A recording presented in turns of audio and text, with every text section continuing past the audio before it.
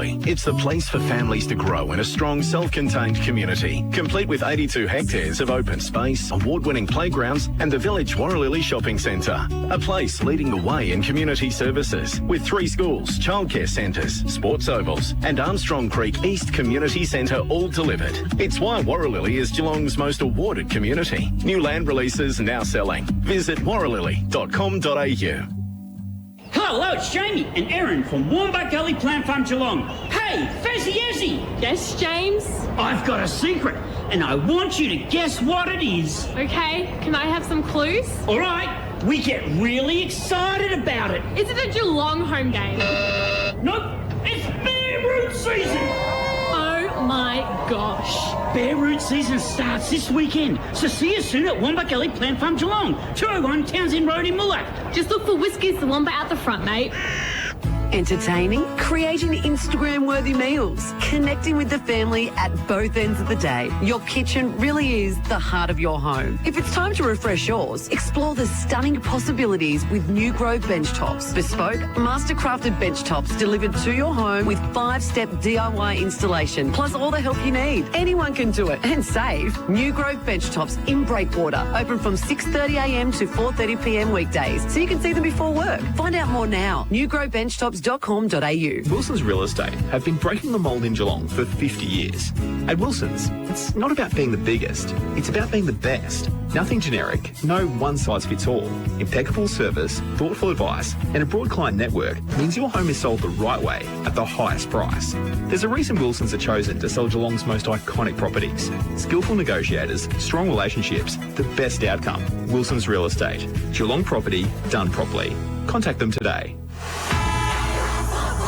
Thanks to Harvey Norman. Back at Purdue Reserve on a Saturday afternoon for Grovedale and Lara. GFL match of the day thanks to APCO, and in the VFLW, Geelong 4-8-32 over Box Hill 4-2-26. We'll bring you around the grounds for the AFL as well. Gold Coast and Port Adelaide, that game just getting underway at Metricon. Jace will be all over that, as he will be the GDFL, while I'll be keeping an eye on the Ballerine and GFL scores. Thanks to Leopold Sportsman's Club, Leopold Sporties, your complete family venue. Just did a little poll for KFC on the KFC Twitter at KRock Football. Of course, get into KFC for a $4.95 fill-up with a spicy hot rod. And, of course, the poll was asking who's going to kick more goals between Gillett and Day. And at the moment, running 75-25 in favour of K-Rock Zone. Tom Gillett as the Tigers do make their way out onto Purdue Reserve. All right, let's sink our teeth into this one, gentlemen. Matt Kershaw, you're in the experts chair for Wilson's Real Estate, but you've got a head-to-head matchup you've got to keep an eye on. Thanks to Geelong Insurance Brokers. They've been covering Geelong for 28 years. What will be your key matchup of the afternoon? Well, we've discussed the midfield battle and the clearances will be even. Did you know that Lara averaged 34.8 clearances and Grovedale 34? So they're actually up in the clearances over Grovedale Tigers. So the head-to-head battle in the midfield will be fantastic. Obviously, Abbott's going to give him first touch against Borchard, but I'm not going to be a spoil sport and ruin the fun and the party today. My head-to-head today is Tommy Gillett v Mitch Day. And who is going to come out on top? The power forwards for each end of the ground. Oh, some of the comparisons are fantastic looking at this. Goals per game, Gillett 4.7, Day 3.7. Disposals per game, Gillett 13, Mitch Day 16. Marks per game, Gillett 7.7, Day 8.7. Contested marks per game, Gillett 7, Mitch Day 8. So they're a absolutely head-to-head battle at each end of the ground. And I don't know, the polls may be right, but we'll see at the end of the day. All right, Geelong Insurance Brokers head-to-head matchup. That's a close one. We're going to keep an eye on this afternoon. Our matchups also thanks to Wombat Gully Plant Farm. See the team at Wombat Gully for all your gardening needs, and that will include, of course, who does go to Gillett and Day. We do have an idea, a fair one. Baker going to Day from Grovedale, and Casey Young playing just his 6th game for Lara, coming across from Darley in the Ballarat League. He's going to have the job on Tommy Gillett this afternoon. Well, there's one thing coming from Darley. He'll be used to an opponent with a mullet anyway. He will. That's true. So abused to the ground too, probably.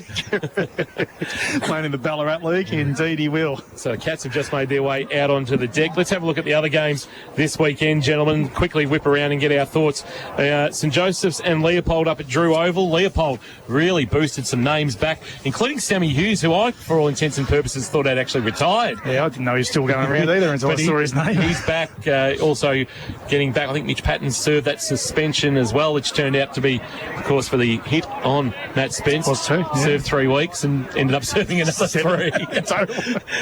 So he returns. Trent West is back. So this is Leopold's season here. I think it's Joey's season as well, in a way. Well, they sit in 7th, and that's a massive battle for both teams today. Yep. Winner? I'm going to stick my nose out and say Joey's just. I think Leopold win today. Yeah. Although they don't have a great record up at Drew. At Drew, yeah. I think they need to turn it on today, Joey's. They need to find something. Jace? Joey's just. Buzz? I'll go Leopold with you, Kingy. St Mary's and Bell Park. Looks like that game's already started. Somebody's hit the live scoring. St Mary's 15 behind, Lee Bell Park no score. That won't be right. Who's operating that? Buzz me. If St Mary's first half turns up against Bell Park, they win. If St Mary's second half from the Newtown game, Bell Park will win. Bell Park, the two Sheringhams, Goats, looks better on paper. Paddy Bright, all back. Yep. I might talk about sticky neck. I think Bell Park at home. St Mary's. St Mary's. Buzz? St Mary's. A lot of green still. Yes.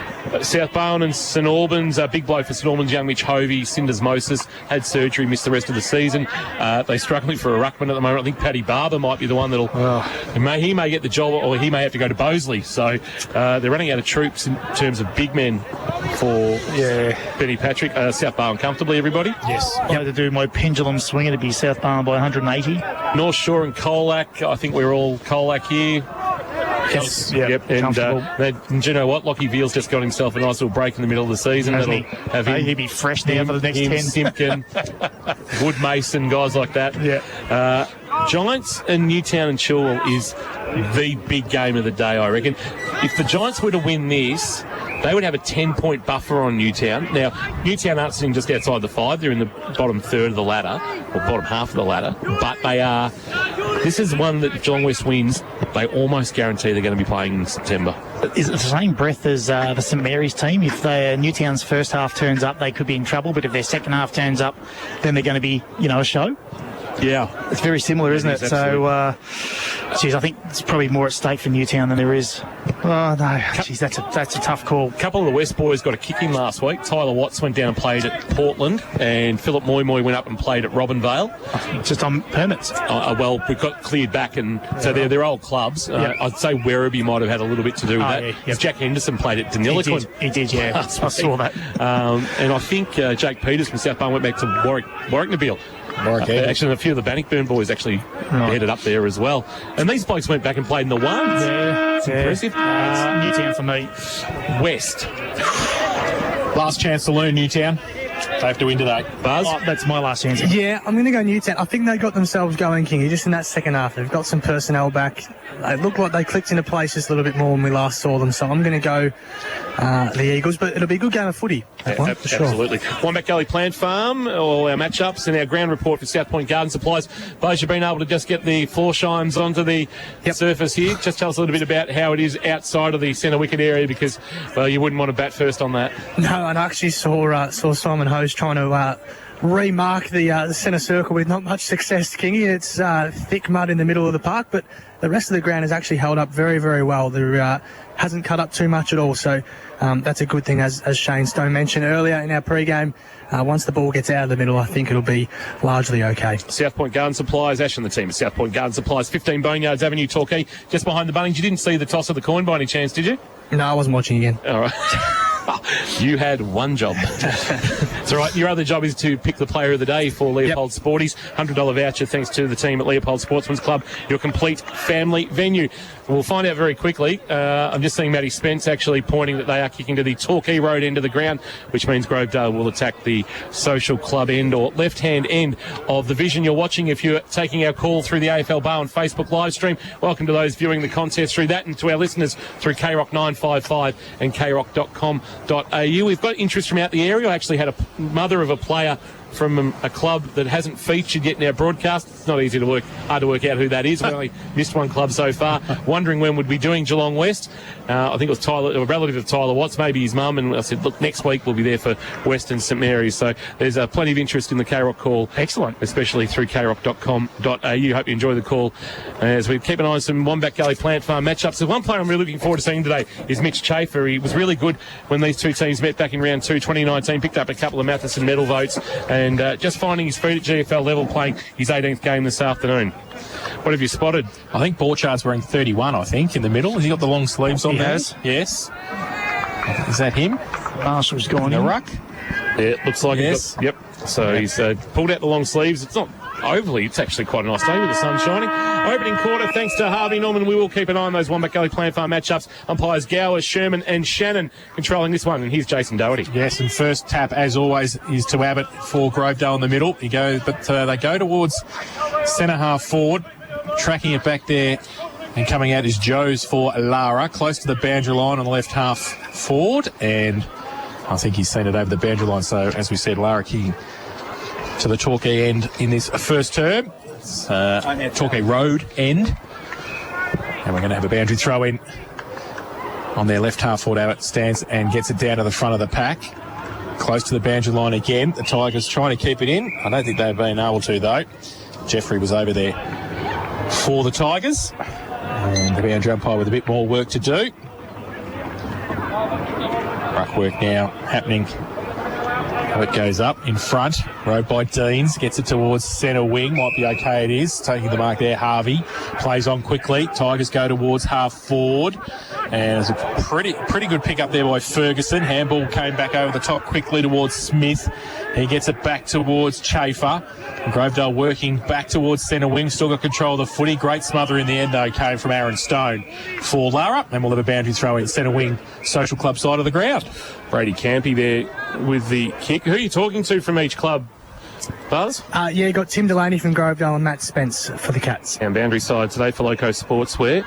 Tapped down from behind by Abbott. Front of the pack, Cockrell couldn't take it for Lara. Ball to the boundary line. Might have been socket off the ground and out on the full. Might have been Aaron Stone, who unfortunately got a boot onto it and just put it over the boundary line. It'll be a free kick to the Tigers. And it's in the hands out there, I think, of Campy. He's got it right half forward. He'll send it inside forward 50. Where's Gillett? He flies, but he can't mark. Front of the pack, Chafer taking in a good tackle to ground.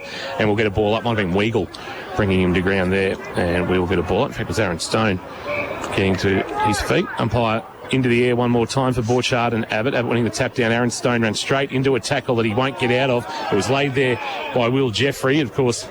And he's won a free kick. I reckon Will Jeffrey. Holding the ball. He's been pinged for holding the foot. He's a bit stiff. Yeah. He ran straight into that tackle. Well, he had nowhere to go. Jeffrey sends a kick towards 20 out from goal. Gillett has it knocked away. Young was good with a defensive spoil into the pocket. Chance now for wider handball back to Deans. Deans can give it back. He hears a voice. Here's Campy again. Campy fires a handball forward. Chance for Harvey. Harvey brings a kick. 20 out from goal. They'll compete. Flying but not marking Cam Delaney. Foot of the pack and taking in the tackle. Getting a handball away with Yalland. But he's going to get a free. Is he been done for a throw, has he? Holding the ball there. Holding the ball. So a free kick, that was stiff. And the free kick going there to Grovedale. And the ball in the hands. Is that the debutant? In Ferguson with the footy? I don't think it is. He's your big boy, Ferguson. Left foot shot on goal. In fact, it's come from Lockie Smith. Yeah. And he's pushed it across the face for a behind. So first score of the afternoon comes 3 minutes in on the Total Tools time clock. It's Grovedale one behind. Lara yet to score. He's a good size, Ferguson. He's out here, number 23. He's playing on Weagle at the moment. I saw the last two contests. Weagle's actually come off him to help Casey Young in the air as well. So Weagle's got it at full back now for the Cats. Drives it towards half back, Joes, but in front Smith. Oh, should have got a free kick. No, umpire said play on. Gravy had the numbers there. They lost the footy, though, in the contest. And is that too high? The umpire said play on. He said hold in, said the players. The Lara players are trying to keep it in the contest. And the umpire will now come in at half forward for Lara as Will Jeffrey got up just ready to go out the back of the pack with the ball. Borchard kept Abbott out of the contest. Comes to the back, Stone. Nearly got a high tackle, lost it. Deans did get a high tackle. Umpire said play on. He had the whistle in the mouth. Blow it if it got it there. Goes towards Gillett again. Got a couple of him off the back. There he is. Ferguson. And First he gamer. has just squeezed it in and kicked the Lambie's goal. Lambie's to have a goal a day after only 3.5 minutes. Well, we just spoke about how Weagle's coming off his man to help out Casey Young with the aerial duel of Gillett, and left Ferguson on his own to run into an open goal and kick his first goal in GFL football. First kick, first goal. First kick, first goal. He joins an elite club. There you go. Do you remember your first goal in the GFL? Oh, hell no. There was that many of them. How do you remember the first? Oh, there we go. There it is. Why would you That'll ask get that, some King? Twitter action. Don't worry about that. Oh, you know, mate. No, you're not joking.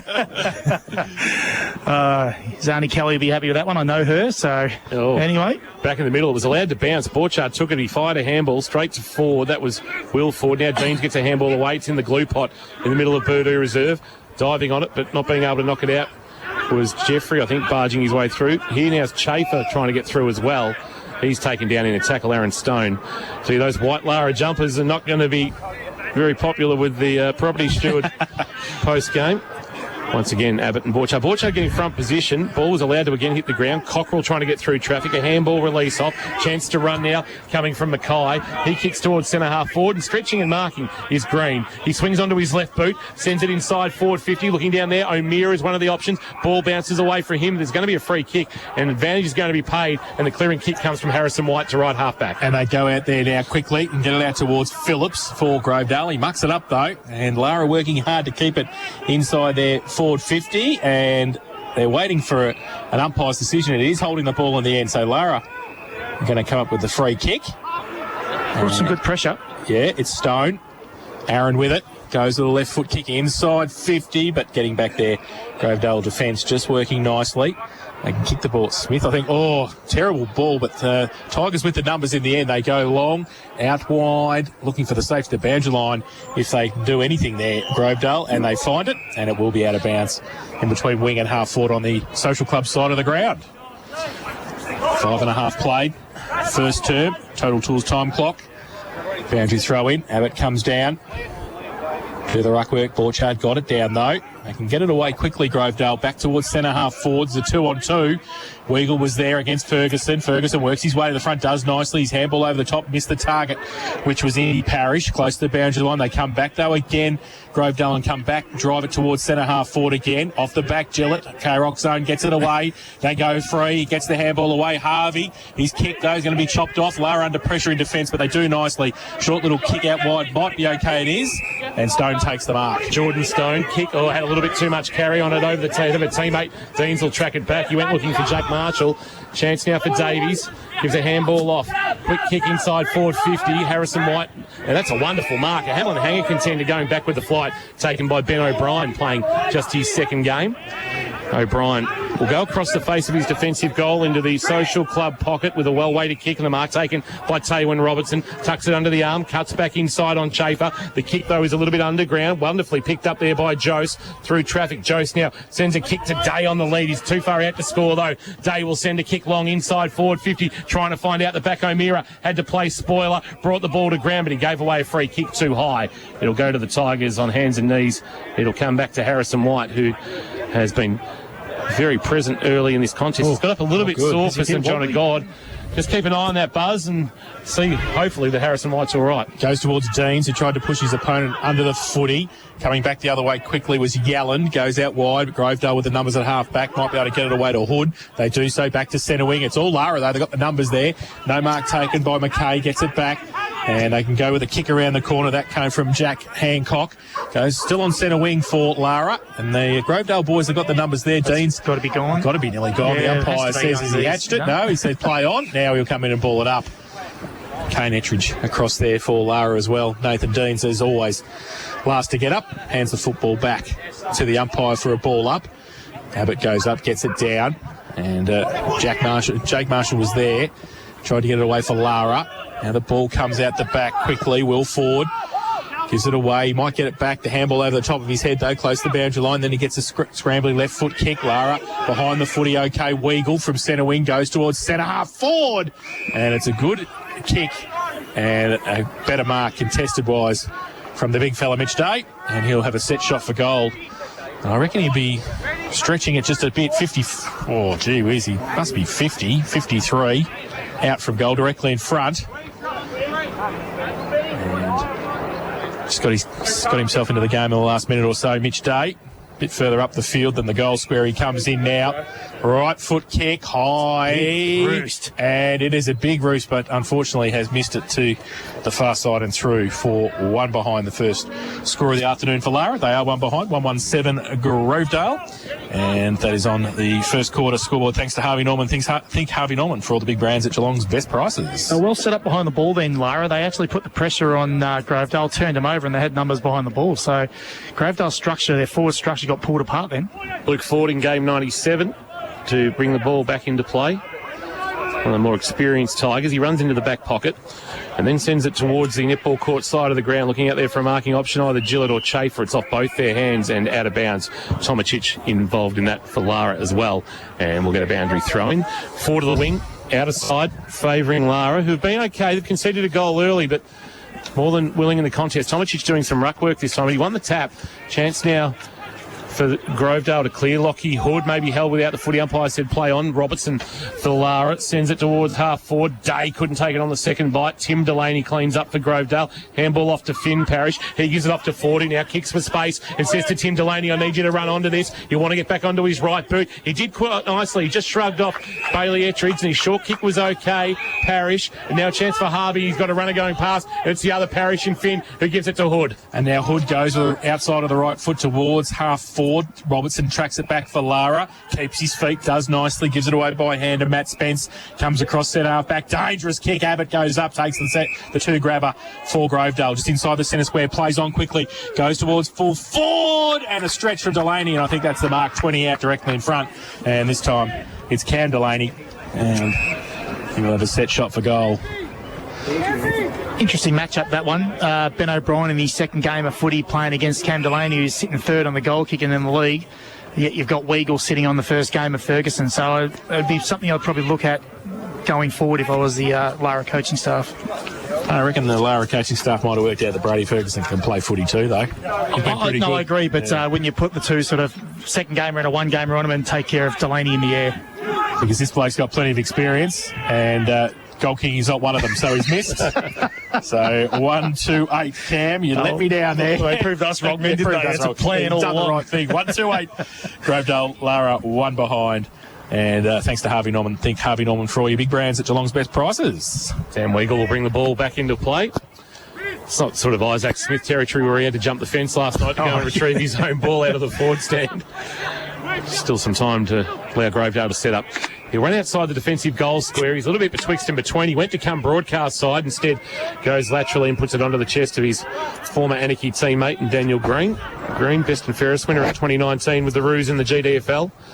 A high kick, a very, very high kick to the outer side. Looking out there for Jose off the hands of the pack was Harry White, but he couldn't get the handball off to a teammate in forward, and Jeffrey rather, and taken by Jose. Kick towards half forward. Bailey Ettridge in the long sleeves there. Couldn't get a handle on it. It's out of bounds for a boundary throw-in. And sad news out of Anarchy in recent weeks with the passing of Jack Osborne, a real contributor to the GDFL club, the number one ticket holder of the GDFL, and we send our sympathies to his family. His lovely wife still with us. Boundary throw-in comes back to the front of the pack. Grovedale trying to work it out, and they do so nicely in the end. Parrish, high kick across centre half back. No mark taken. Lara, if they can get the handball free, well, they didn't. They could have got it back outside. They, in fact, lost it in the contest, and Ford got it away quickly. They've still got the numbers. And now Will Ford goes back inside with a short little kick's okay. Harvey's bought his own footy today. He goes out wide. Hood's bought his footy as well. He takes it on centre wing for Grovedale. Goes short over the head of Delaney. And Lara got the numbers at the back. Aaron Stone kick around the corner. Dangerous 2-on-1. Can they work it out? They can. Lara. Green off a step. Goes towards centre half forward. Day's got half a dozen on him. Can't take the mark. Off the back, Tim Delaney. He fell over, did he? No, he got a push in the back, said the umpire, and he'll take the free kick for the Tigers at half back. Just needed to lower his eyes a little bit there, Daniel Green, because he had Josie on the outer side all on his own. He could have probably ran to 50 and had a shot. Tim Delaney, one of the more experienced of the Tigers at game 125. Sends a kick very, very wide towards the netball stand side of the ground, and a chance to run here. A high kick coming from Phillips towards half forward. It'll bounce in front of both Gillett and also for company Casey Young, and a boundary throw in at right half forward. So outer side of the ground. Nice sunshine here at Burdoo Reserve, and it appears the wind, Buzz, for South Point Garden Supply is not its typical self. No, not a breath of it down here, Kingy. Chance now for Harvey, a handball just a little bit too slick, but it's going to fall nicely for Speedy Deans. Deans kicks to the pocket, land a mark. Hood, that was a good one on the chest. With the flight of the footy, Lockie Hood, one of the youngest GFL debutants of all time when he rolled out as a 15-year-old going back 3 or 4 years ago. Been busy. He'll bring it in, board. Oh, he's put it straight on the chest of Aaron Stone. Stone goes short to Yelland, who can't miss in the helmet.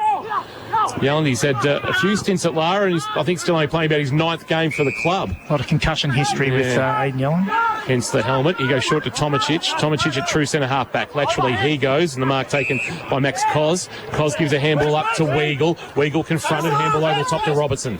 Robertson now goes from in front of the K-Rock commentary box towards half forward, but getting back there, numbers with Grovedale. Davies gets across there for the Tigers, gives it away to Luke Ford, goes wide, it's okay. And he finds Jack Baker. Now he chips the ball back in, board's okay. Finds Smith. So Lockie Smith for the Tigers. Still at half back, wants to drive it along the line, goes towards Abbott, sets it up for him. O'Brien goes at it as well, off the back of the pack, tried to tap it on Abbott, but Lara got the numbers behind. Handball goes towards Deans and the boundary line. Deans' kick was straight into Koss. Now it comes back quickly to Kane. Ettridge goes back, but playing between the arcs at the moment. Forward, Luke gives it away quickly. Parrish runs through the back end of the centre square for Grovedale. He gets it on the up. Hood was great. He gives it away quickly. They go wide with the kick. Chopped off again, though. This time Matt Spence gets back there at half-back for the Cats. Oh, and then he turns it straight over. Number 4 to number 4. Schaefer takes the mark for Grovedale at centre-half forward and will shoot for goal from 45 out directly in front. He's pulled the trigger on 2 of those, Matty Spence, and turn it over in the corridor. So Mitch Schaefer, a chance for the home side's 2nd goal of the afternoon. Comes in now. Yeah, run up. Yeah. Good run up. Goes with a left foot kick, gives it everything he has got, and it is nice. Straight over the umpire's head. And his first of the afternoon and the second for the home side. They're 2-2-14.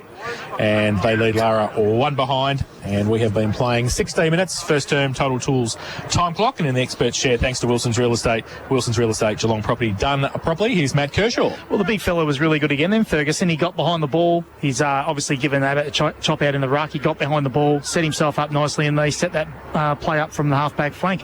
Young Benny O'Brien, the second gamer, got stuck on Abbott again, so he's getting the big jobs, young O'Brien down there. But again, it was just a skill error by Lara. I don't mind him attacking the corridor. I think that's a great way to play. But yeah, just a skill execution error on that occasion. Umpire tosses it up in the middle. Tap one down. It might be Ferguson doing the ruck work, giving a chop out to Brian Abbott. We're going to get a secondary ball up. At the bottom of that pack is Aaron Stone, who's had a bit of an influence on this contest so far. Weagle's on Gillett too, down deep, Kingy. Thank you for that for Wombat Gully Plant Farm. Thank you, Buzz. Good work down boundary side for Loco Sportswear. Here's Will Ford kicking on his left boot, looking for Schaefer, and the goal kicker has it. He's a long way from home, though. Gillett provides the lead. Low ball's not bad. Gillett, though, just out of his reach. Ball rolls out the back. Numbers are there for the Cats. One of those is McKay. Gives a handball off to Spence. The skipper gives it to Aaron Stone. Stone gives it to Borchard. Borchard's got a runner ahead of him. Chance now to go inside forward. 50 long ball from Cockerell. Looking for Day. They belt that one up. Well, did the Cats. And Day, with a man on the mark, probably standing 35-40 from home. Day with the muddy footy, just wipes it on the grass. But good turnover, good transition from their back half, Kirsch, for the Cats. That looked really good, didn't it? They chained out of their half back line. There was never they were never under any pressure coming out of their back half, and they delivered to their key footballer. Maybe they're listening to the call on the radio because they've made some moves down back. Day, with 22 goals for the season so far, are behind this afternoon. Starts it right, will look to try and work it back with just the slight breeze. That's Gary Rowan-like in the way it works back. Started it right and drew it nicely. Put the tee in the pocket and walk up and play your ball from about 100 out from the green. Nice finish from Mitch Day. He kicks his first of the afternoon. The Cats first as well. And this opening term of action, the Cats get their first. They are 1-1-7. They trail Grovedale, who are now... We haven't got the scoreboard in front of us. You're keeping it. I am. They're 2-2-14. They're 2-2-14. The difference with the forward entries is Lara have actually hit up their targets at the moment, and Grovedale are missing. Their goals have come from a Ferguson on the move, a Schaefer turnover, so they're actually moving the ball in their forward half a lot better. Abbott got it down in the middle as usual. Jeffrey, I shouldn't say as usual, but he's been dominant already. They go wide on half forward, and taking the mark is Hood. He goes with the right foot kick towards Gillett, comes out, Schaefer goes up and takes the mark and does nicely in front. Just held up in the breeze a little bit, Mitch Schaefer in front of Tom Gillett, and a couple of Lara defenders was able to take the mark, and this might be the quick reply for the home side. Well, they averaged 13 marks inside forward 50, Grovedale, and that's their second for the quarter, so probably just behind track a little bit. So Mitch Schaefer has kicked one this afternoon already. 40 out. Left foot kick, right half. Oh, he hasn't kicked a goal with that one. He's just got it inside the behind post. So 1 goal, 1 his tally. 2-3-15 now the home side. Lara 1-1-7. 19 and a half played first term. Total tools a time clock. They're going to turn it over from the kick in though, Lara. Here's Feegit. And he's kick looking again for Schaefer, flying but not marking. Front of the pack, Aaron Stone slung in the Schaefer tackle. Got a handball release away. Will Ford outside of the right boot. Top of the goal square went through the hands of Gillett. And Lara will look to try and lock this footy up. Aaron Stone in there, or Jordan Stone rather, trying to play a tackle. Ball bobbling around about 20 metres out from the Grovedale goal is now locked up. Bottom of that pack, Aaron Stone once again. Geez, he's everywhere, Aaron Stone this afternoon. And umpire tosses it into the air. Tapped down by Gillett. Running onto the... Oh, that's a free kick. Surely held without the ball. Should have been paid, I think, to Parrish. Umpire didn't see it. And Lara will clear towards the outer wing. And back with the flight, it's Delaney Tim taking the mark. The centre kick towards the right forward pocket. Not a great kick, and Marshall comfortably takes it in front of the Social Club. He wants to come inboard. I reckon his intended target was McKay. He missed hit the kick, but thankfully Borchard was there and they're away. They come out wide towards Koss at half back, who can just take the mark under pressure from Cam Delaney. Thought about the handball to Dan Weigel. Still thinking about the handball to somebody. He comes back to O'Brien. Off a standing start, he just measures the path to the Grovedale wingman. No, it comes out. Robertson does nicely to hold it up in the end and needs some Lara support. He gets some now. Kick off the ground by Daniel Green for Lara. Handball back towards Deans. He can't take it. Handball came on the up. Grovedale working hard on the outside. They do nicely. Parrish left foot kick was partly smothered by McKay, and it will be a boundary throw in left half forward for Grovedale. Abbott works his way down. Borchard back in the ruck now for Lara. Boundary throw in. Abbott gets it down to the back of the pack. Schaefer met it, did nicely, got it away. Forward's handball over the top was okay. In fact, it was Jeffrey, got it over the top.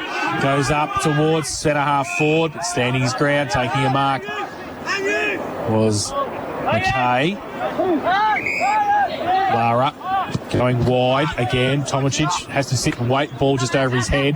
Coming through the back, Davies handball to, now standing start, Tim Delaney. Got it back towards Fegan, who had a bunch of the speed wobbles there. Now the ball comes back towards Ford.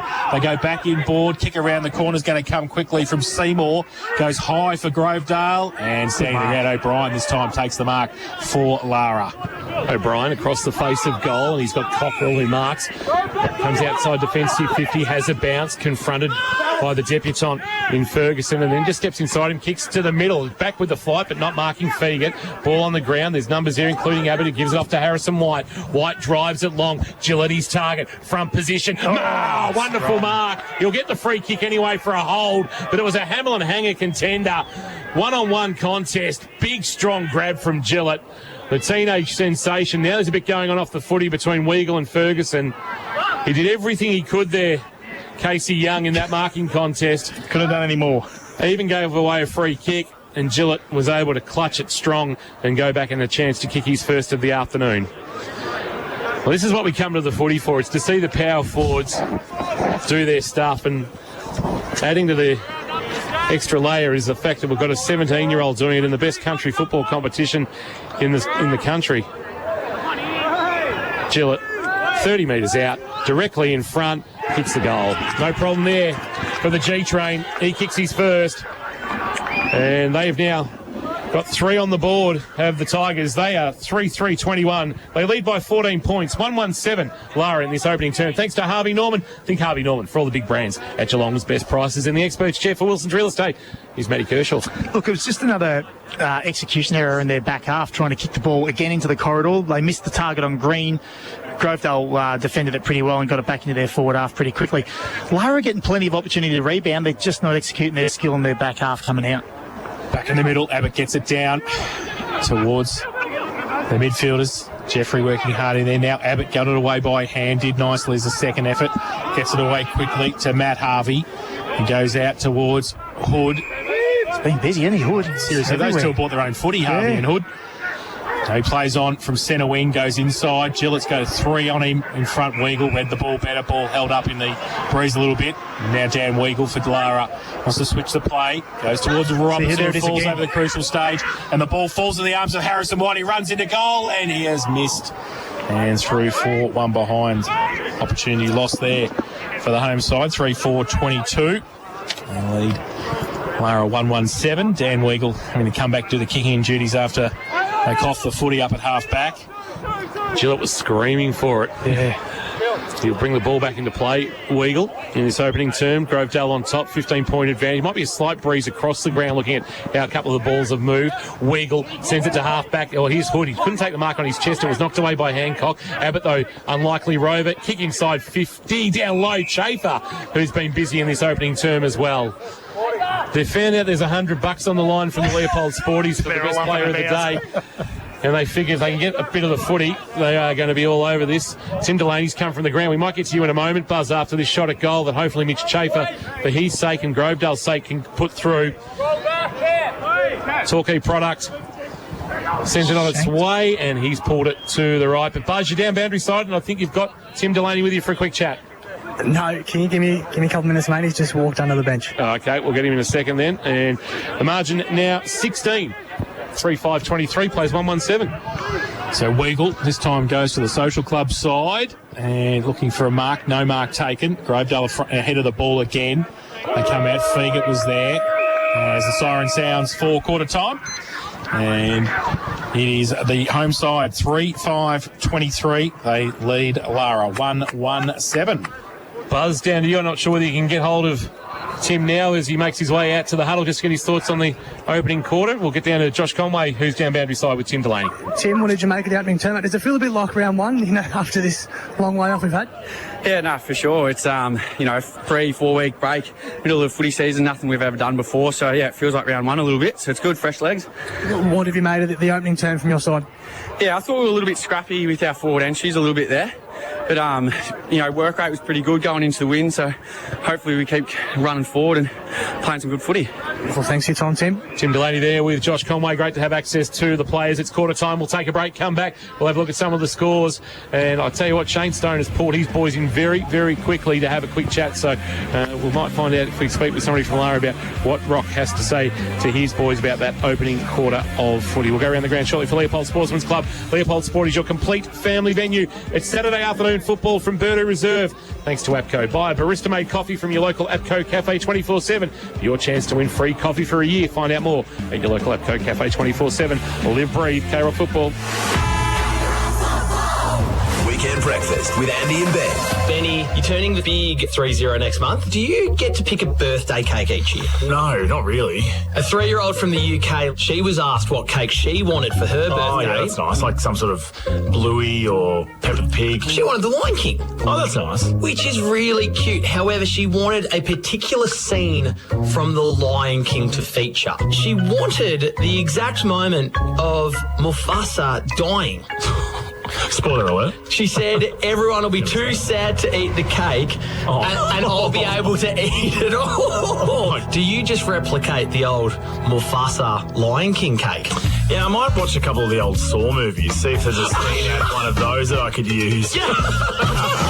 Weekend Breakfast with Andy and Ben on K-Rock 955. The Ponds is now open for indoor and outdoor dining, 12 noon till 9 p.m. every day. Bookings essential.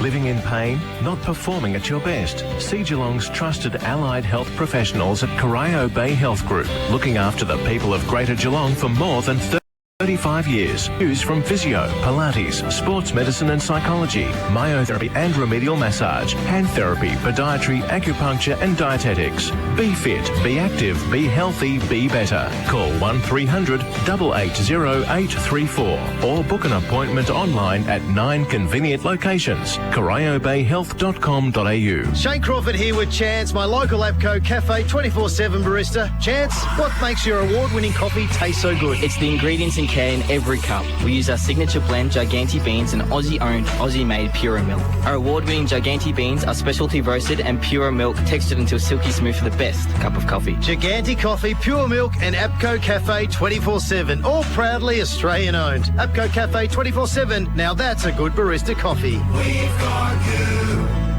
Hi, I'm Patrick Dangerfield. When you're on the highway to the danger zone, make sure it's in a Rex Gorell new or used car. Rex Gorell just can't be beaten. They top the ladder when it comes to range, service, value and quality. So you'll only get the best when you buy your car from Rex Gorell. Family owned and committed to Geelong. Do what I've done. Join the winning team at Rex Gorell. Rex Gorell, Fine Street on the Trobe Terrace, Geelong. Visit rexgorell.com.au. LMCTs 1308 8349.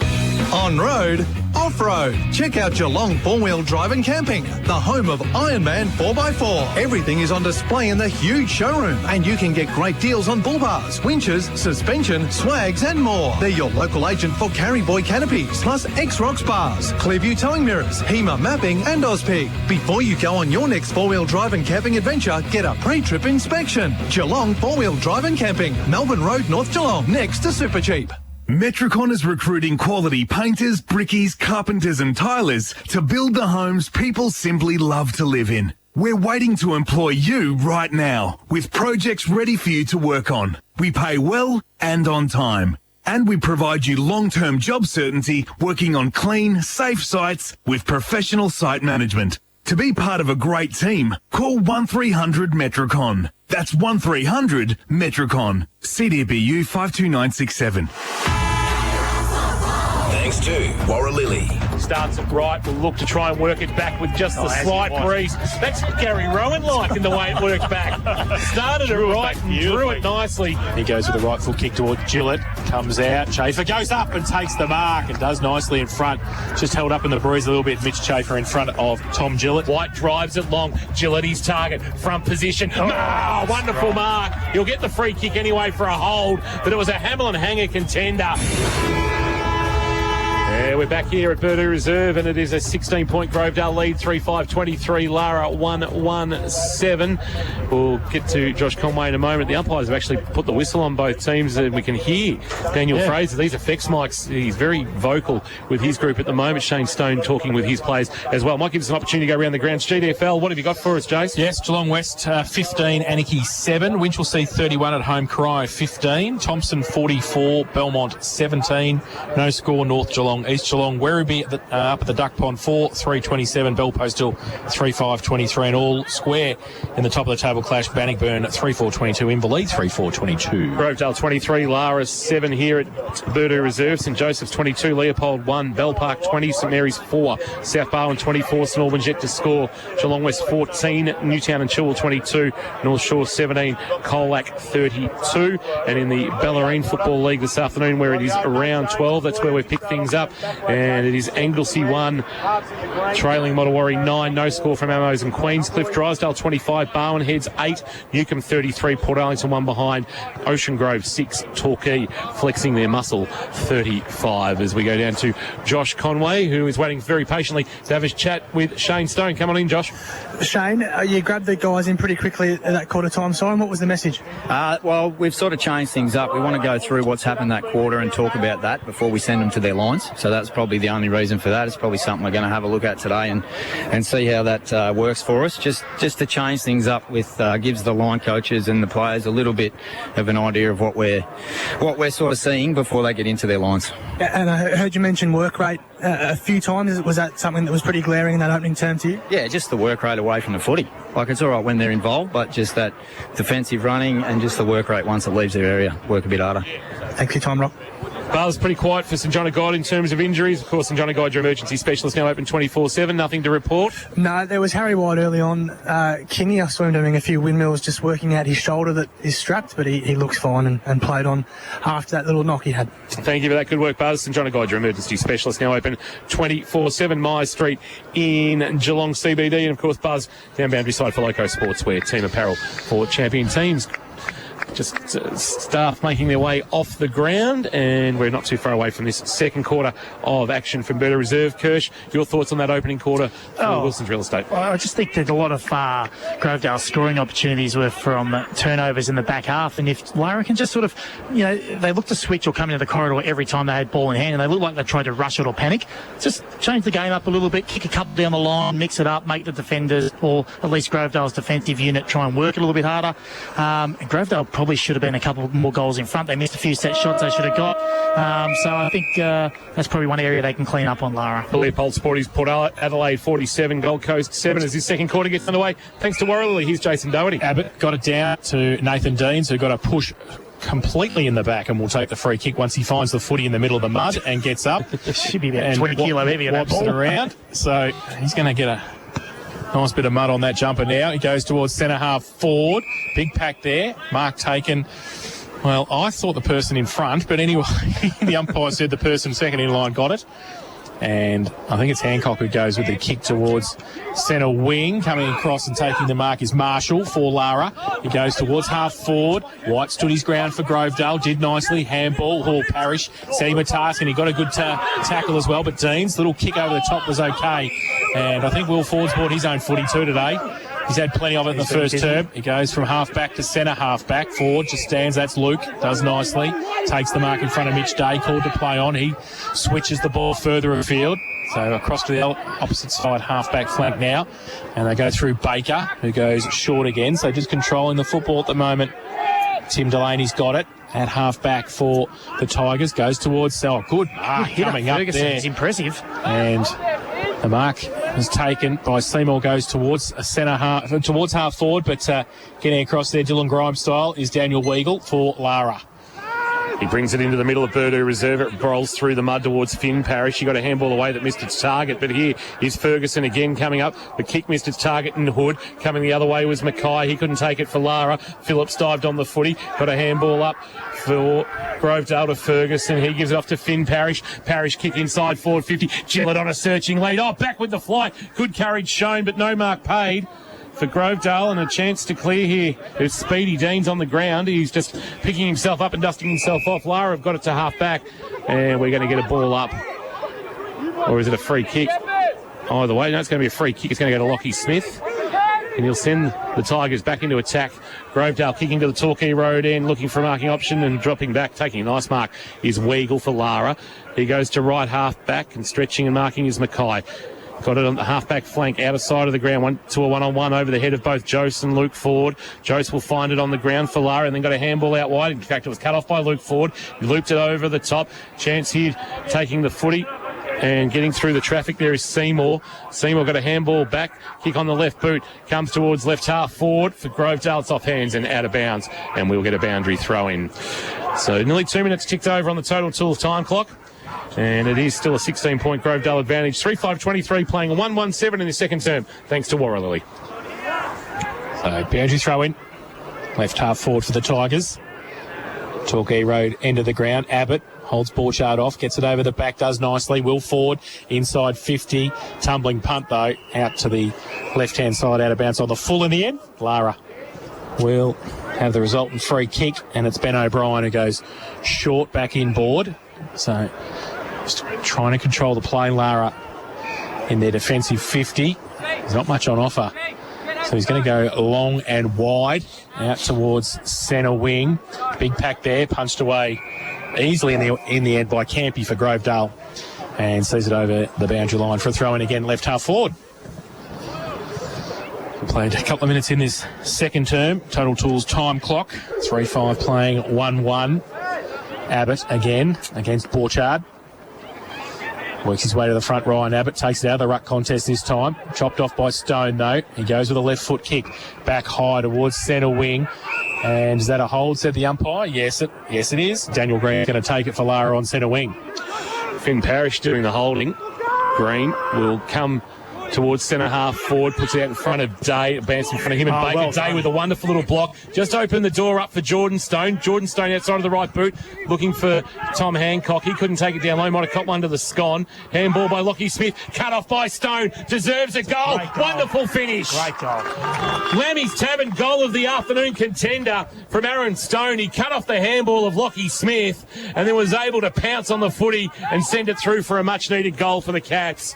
Good finish from Stone. They kick their second of the afternoon. They're now 2-1-13. Grovedale 3-5-23 on the K-Rock second quarter Warralilly scoreboard. Warralilly live in Geelong's most awarded community.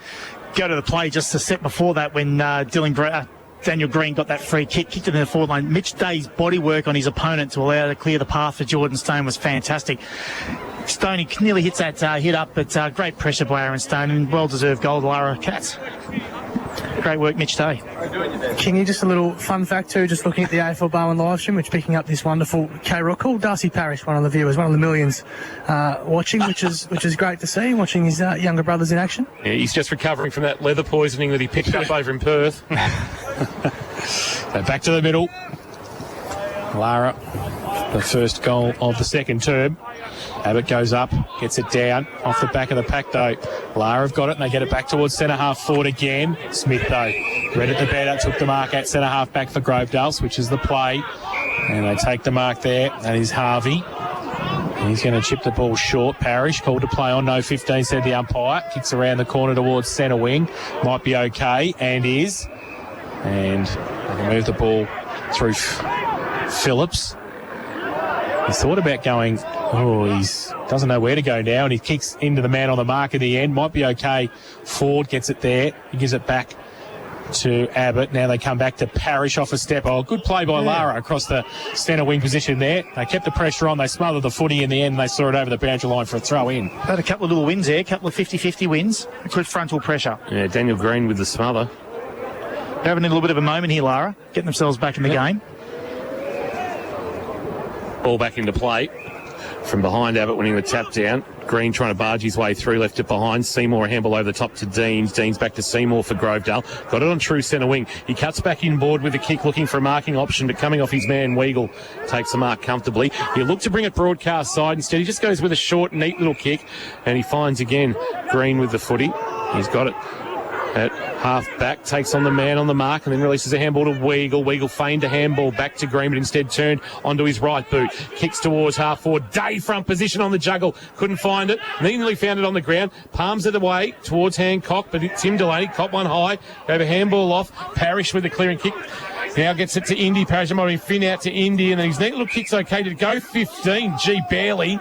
And if it's not 15, it should be 50 because the man on the mark held up the youngster on debut in Ferguson. His kick missed the target. Going back and trying to find the ball on the ground was Mackay. Did okay. Handball release. They're inside defensive 50, but they're going to clear here. The Cats have done okay to get it out towards on the far side Koss.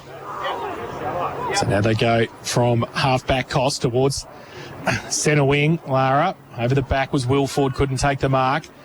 Needs some support in the contest. Gets it as well. They get it out the back quickly. Tim Delaney's kick was partly smothered. Falls into the arms quickly of O'Meara. Now Lara have got it. Daniel Green again. Tries to get around a couple. Goes with the right foot in the end. Wide towards half forward. Punched away from behind from Robertson. Over the back. And it's out of bounds for a throw in. So Lara just into attack right half forward. They're 2-1-13. They trail Grovedale 3-5-23. Tomacic having a run in the ruck again. And Harvey is held up in the tackle there for Grovedale. Oh! And he's paid. I actually reckon that's right now. He's paid the dangerous tackle. He slung him. Slung him? Yeah. It was Mitch Day who's protesting at the umpire, but free kick is with Grovedale. It might have been Marshall. It was Marshall, sorry. It was Marshall, sorry. They have been told, the umpires, apparently there was a little email went out this week to the umpiring fraternity that they're going hard on those tackles. The new national directive, Kingy, from the AFL umpire. Rightly so too. Kick towards half forward. Oh, big fly. Ferguson got nowhere near it. Front of the pack, Matty Spence. He was held without it. Umpire said play on. Deans laid a tackle, then dived on the loose footy. Handball up to Hood. Kick inside forward, 51 on 1. It's over the head of both Gillett and also out the back. Young. Chance for Tim Delaney trying to get a handball up. He's wrapped up in a tackle. It might have been Mackay bringing him to ground. Was a good tackle. And in the left forward pocket, 8 or 9 metres from goal, we're going to get a ball up. Was O'Brien actually halting Cam Delaney. And well, they're defensively at the back then, Grovedale. Tosses it into the edge. Will do the ruck work. He'll win the palm down. Ball hits the deck. Delaney, quick snap, had it partially smothered. Dumped in the tackle with Jordan Stone. Here's Yalland, was able to get a handball release and a chance to clear here. Well, the tackle was very, very good. Dragging the Lara player to ground. It was laid by Hood at the bottom of that pack, trying to get away was Kay, and it's going to be a ball up at right half forward. So good pressure there from Lockie Hood on the Falcons list, but just can't break into the Paul Corrigan coach lineup. Thomas just gets it down from the ruck contest for Lara. Ball still in dispute. Comes back out towards Harvey. Picks it up. Gets it away quickly. He gets it away towards Seymour. Goes back inboard. In fact, it might have been, it was Seymour. Towards half forward for Grovedale. They've got the handball back out to Parrish. Off a step, 40 out, right foot. Kick, open goal square, kicks it. And does nicely.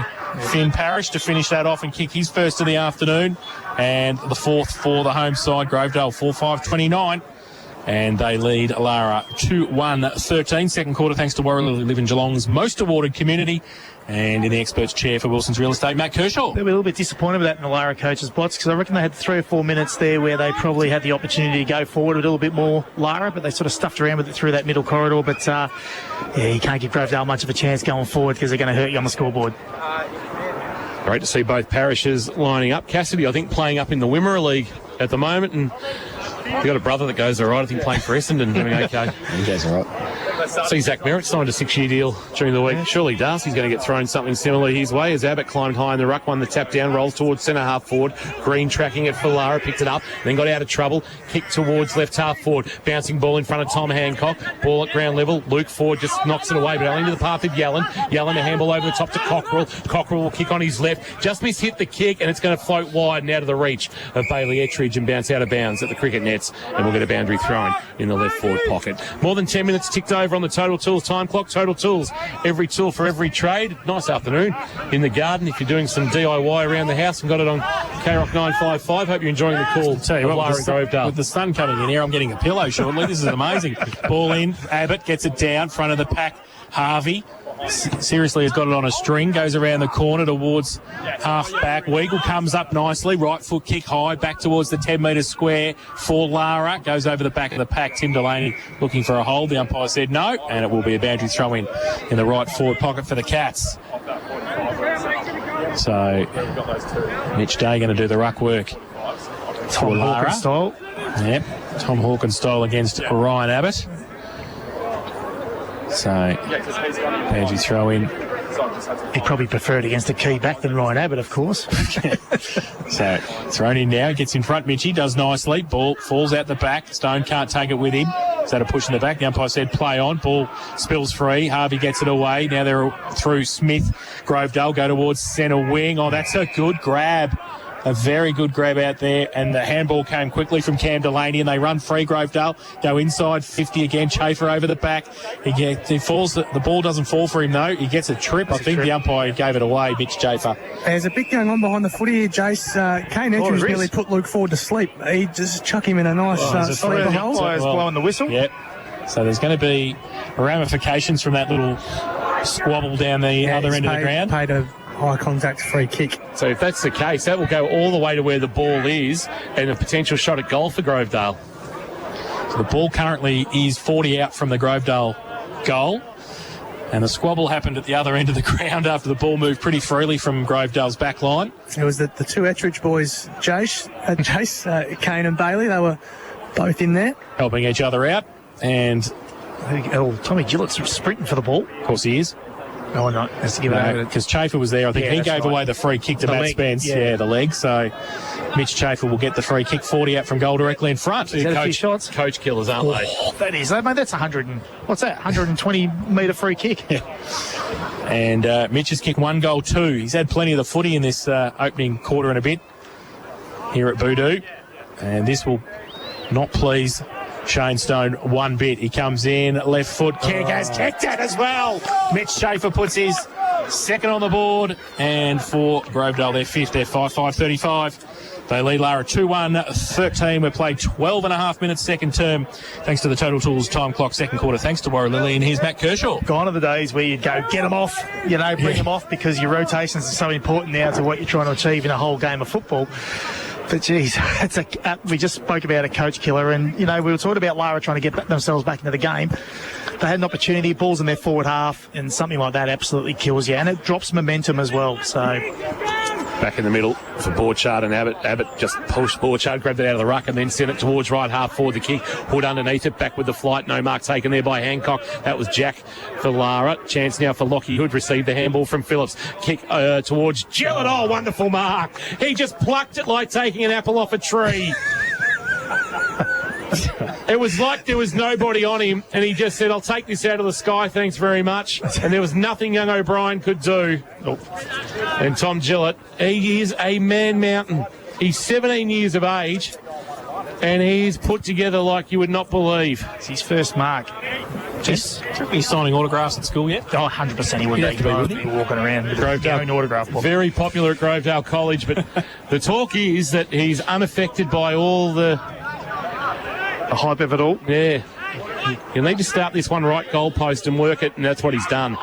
He's kicked his second, Tommy Gillett, and he's got 30 for the season. And they have skipped away now here, Grovedale. It was an arm wrestle for the opening part of that second quarter, but they've now banged on 3 consecutive goals to push the margin out to 28 points. They're 6-5-41. Lara at 2-1-13 in the second quarter, thanks to Warra-Lily. Live in Geelong's most awarded community. Want to find out how? Check out warralily.com.au. Yeah, that's for his first mark, second goal. Because he was robbed of the first mark. That was a free kick. Yeah, exactly right. I would have paid the mark just for the theatrics of it all. But well, it's robbed you of the Hamlin hanger. It has. It was the Hamlin free kick of the day anyway. What it does do, though, is it robs Lara of about 5 or 6 minutes of good footy. Oh, 100% it does. Two in a minute. Exactly right. Yeah, Mitch Day into the ruck, give Borchard a spell against Ferguson, first gamer. Gee, it's a big ask, though, when you take away your key forward. Oh, well, that's their only avenue is really him to goal, and we've spoke about it, throughout this game already. Who's going to kick their goals now? No one's had a shot on goal apart from Mitch, so... Oh, Aaron Stone's kicked one, but, they really need to find something else down there. Brock Van Doren's injured, of course, so they are missing that second tier forward. So back to the middle, Day goes up, Ferguson against him. Ferguson tries to track it back. They get it out, Lara, though. Inside 50, Tomacic this time behind. Probably gave away the free kick. The umpire said play on. Luke Ford's handball was fantastic. That was Ettridge again. Ettridge again. Luke Ford coming up with the free kick. Came in pretty indiscriminately there, but just the free kick, no 50 or anything like that. And Ford gets on with it, goes out wide. Should have been a free kick, really, I think, to Hancock there, to Marshall for Lara. Got one over the shoulder, but the umpire said play on. And there will be a ball up now in between wing and half forward for the Cats. Day comes up against Ferguson. So just forward for Lara. Mitch Day gets it down. Deans tracks it towards the boundary line. Needs some support. Ferguson followed up. Got the handball free, and they get it out wide to Seymour. Seymour sends it towards half forward. It's over the head of Cam Delaney. Lara have got numbers back there trying to hold the footy up. And there's a big tackle laid. It might have been Gillett laying that tackle. In fact, it might be Ferguson who's gone forward.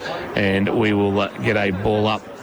About 50 out from the Grovedale goal. Ferguson and Day. Day, a wonderful tap to Cockrell, who departed the scene before taking the footy. He did. So had to go back and find it. And then the loose footy is in the hands of Hood. Hood's bouncing ball inside 50. Rolling, in fact, it was Harvey rolling ball. Phillips a left foot snap over his shoulder. Back with the flight. Delaney couldn't complete the mark. And it is through for a rush behind for Grovedale, who now lead by 29. Score 42-13, 6-6, playing 2-1 on the Warra-Lily second quarter K-Rock GFL scoreboard. So Weagle, full back for Lara, called to play on now. Goes wide, and it's okay. Finds Jose. Takes the mark. This is the kick. This is their second one. They've got to come down the line here. It's got Day short. He goes further afield. Over the back. Stone. Oh, good mark. Plucks it. Good catch at second slip. Nice. That's by Jordan Stone. Mark Warlock. It was. Takes it on centre wing for Lara. Goes towards half forward. Grovedale file back. Comes towards the back of the pack. Over the top there was Bailey Ettridge. Couldn't take it. He goes now. A couple of Lara players there. They can't get it away. Luke Ford's clearing kick. Only as far as Stone again, Jordan. Right foot tumbling punt back inside 50. Good mark, Campy. Just stood his ground.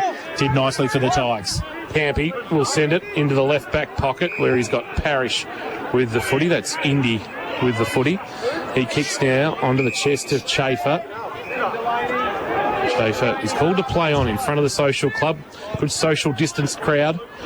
As he goes very wide. Luke Smith, that's a good grab. That's a very good grab with Weagle bearing down on him. No mean feat against Dan Weagle, who's one of the better one-on-one defenders in the competition.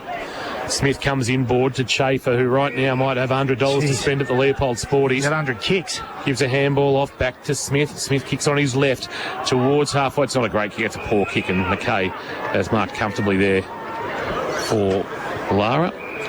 He's got the footy at right half back.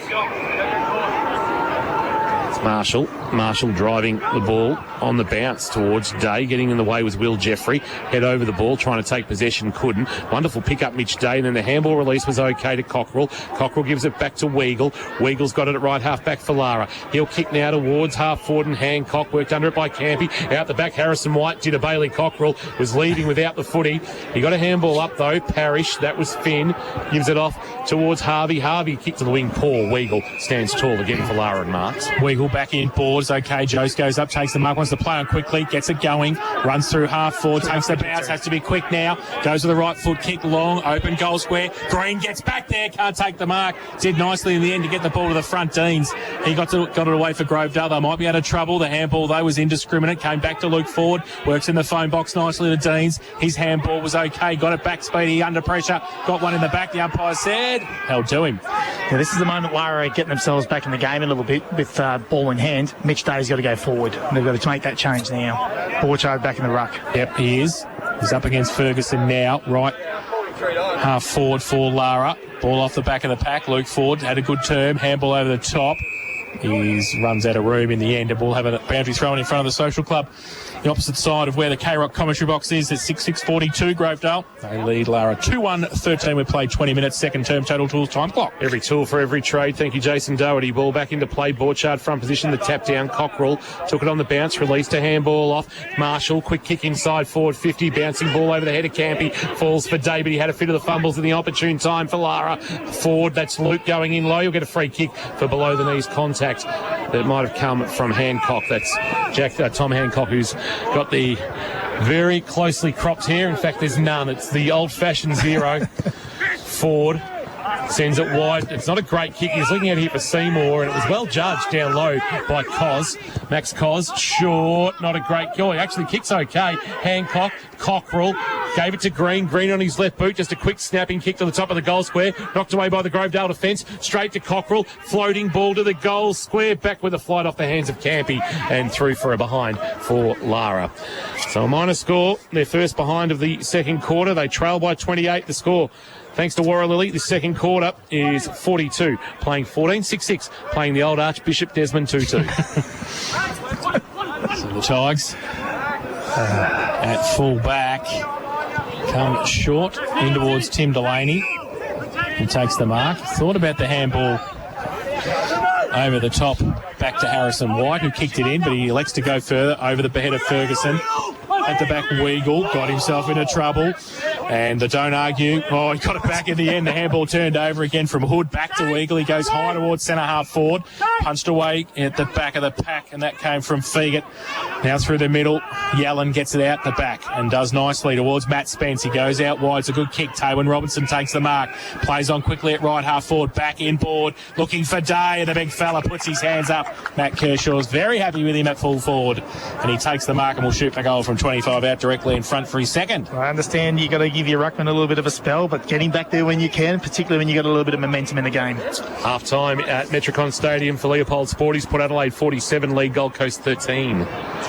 So Mitch Day has kicked 1-1 this afternoon already. A chance for Lara's third. He comes in. Now we'll give it some air.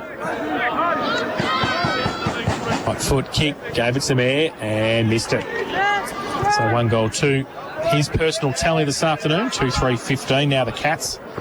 They trail Grovedale 6-6-42. 22 played. Second term. Total Tools time clock, and second quarter thanks to Warraloo Live in Geelong's most awarded community. Harrison White takes off with a bounce, then runs his full measure and sends it very, very long. Gillett's come up the ground and taken a nice mark just back of the wing out of side. He plays on now. He sends a long ball towards left half forward. Delaney from behind couldn't take the mark for Grovedale. Then found it at ground level, knocked it forward. Found Jeffrey. Jeffrey a handball over the top for Grovedale to Indy Parish. He gives it back by hand to Jeffrey. Jeffrey shot on goal is good. Wonderful finish. Great build up there from the Tigers, and it's finished off by Jeffrey, but the work of Delaney, he couldn't take the mark in a 1-on-2, but he was able to knock it forward into the path of a teammate, and the finish was nice from Will Jeffrey. And once again, Lara working hard, but getting no reward, and at the other end, Grovedale making the pay, and the margin is 33. 7-6-48 plays 2-3-15 on the second quarter. K-Rock scoreboard. Thanks to Warraloo, Live in Geelong's most awarded community, and for Wilson's Real Estate, Geelong property done properly. Here's Matt Kershaw. You summed it up pretty well there, Kingy. Lara had a bit of the play there for 2 to 3 minutes. They finally get it to their key forward. He kicks a point.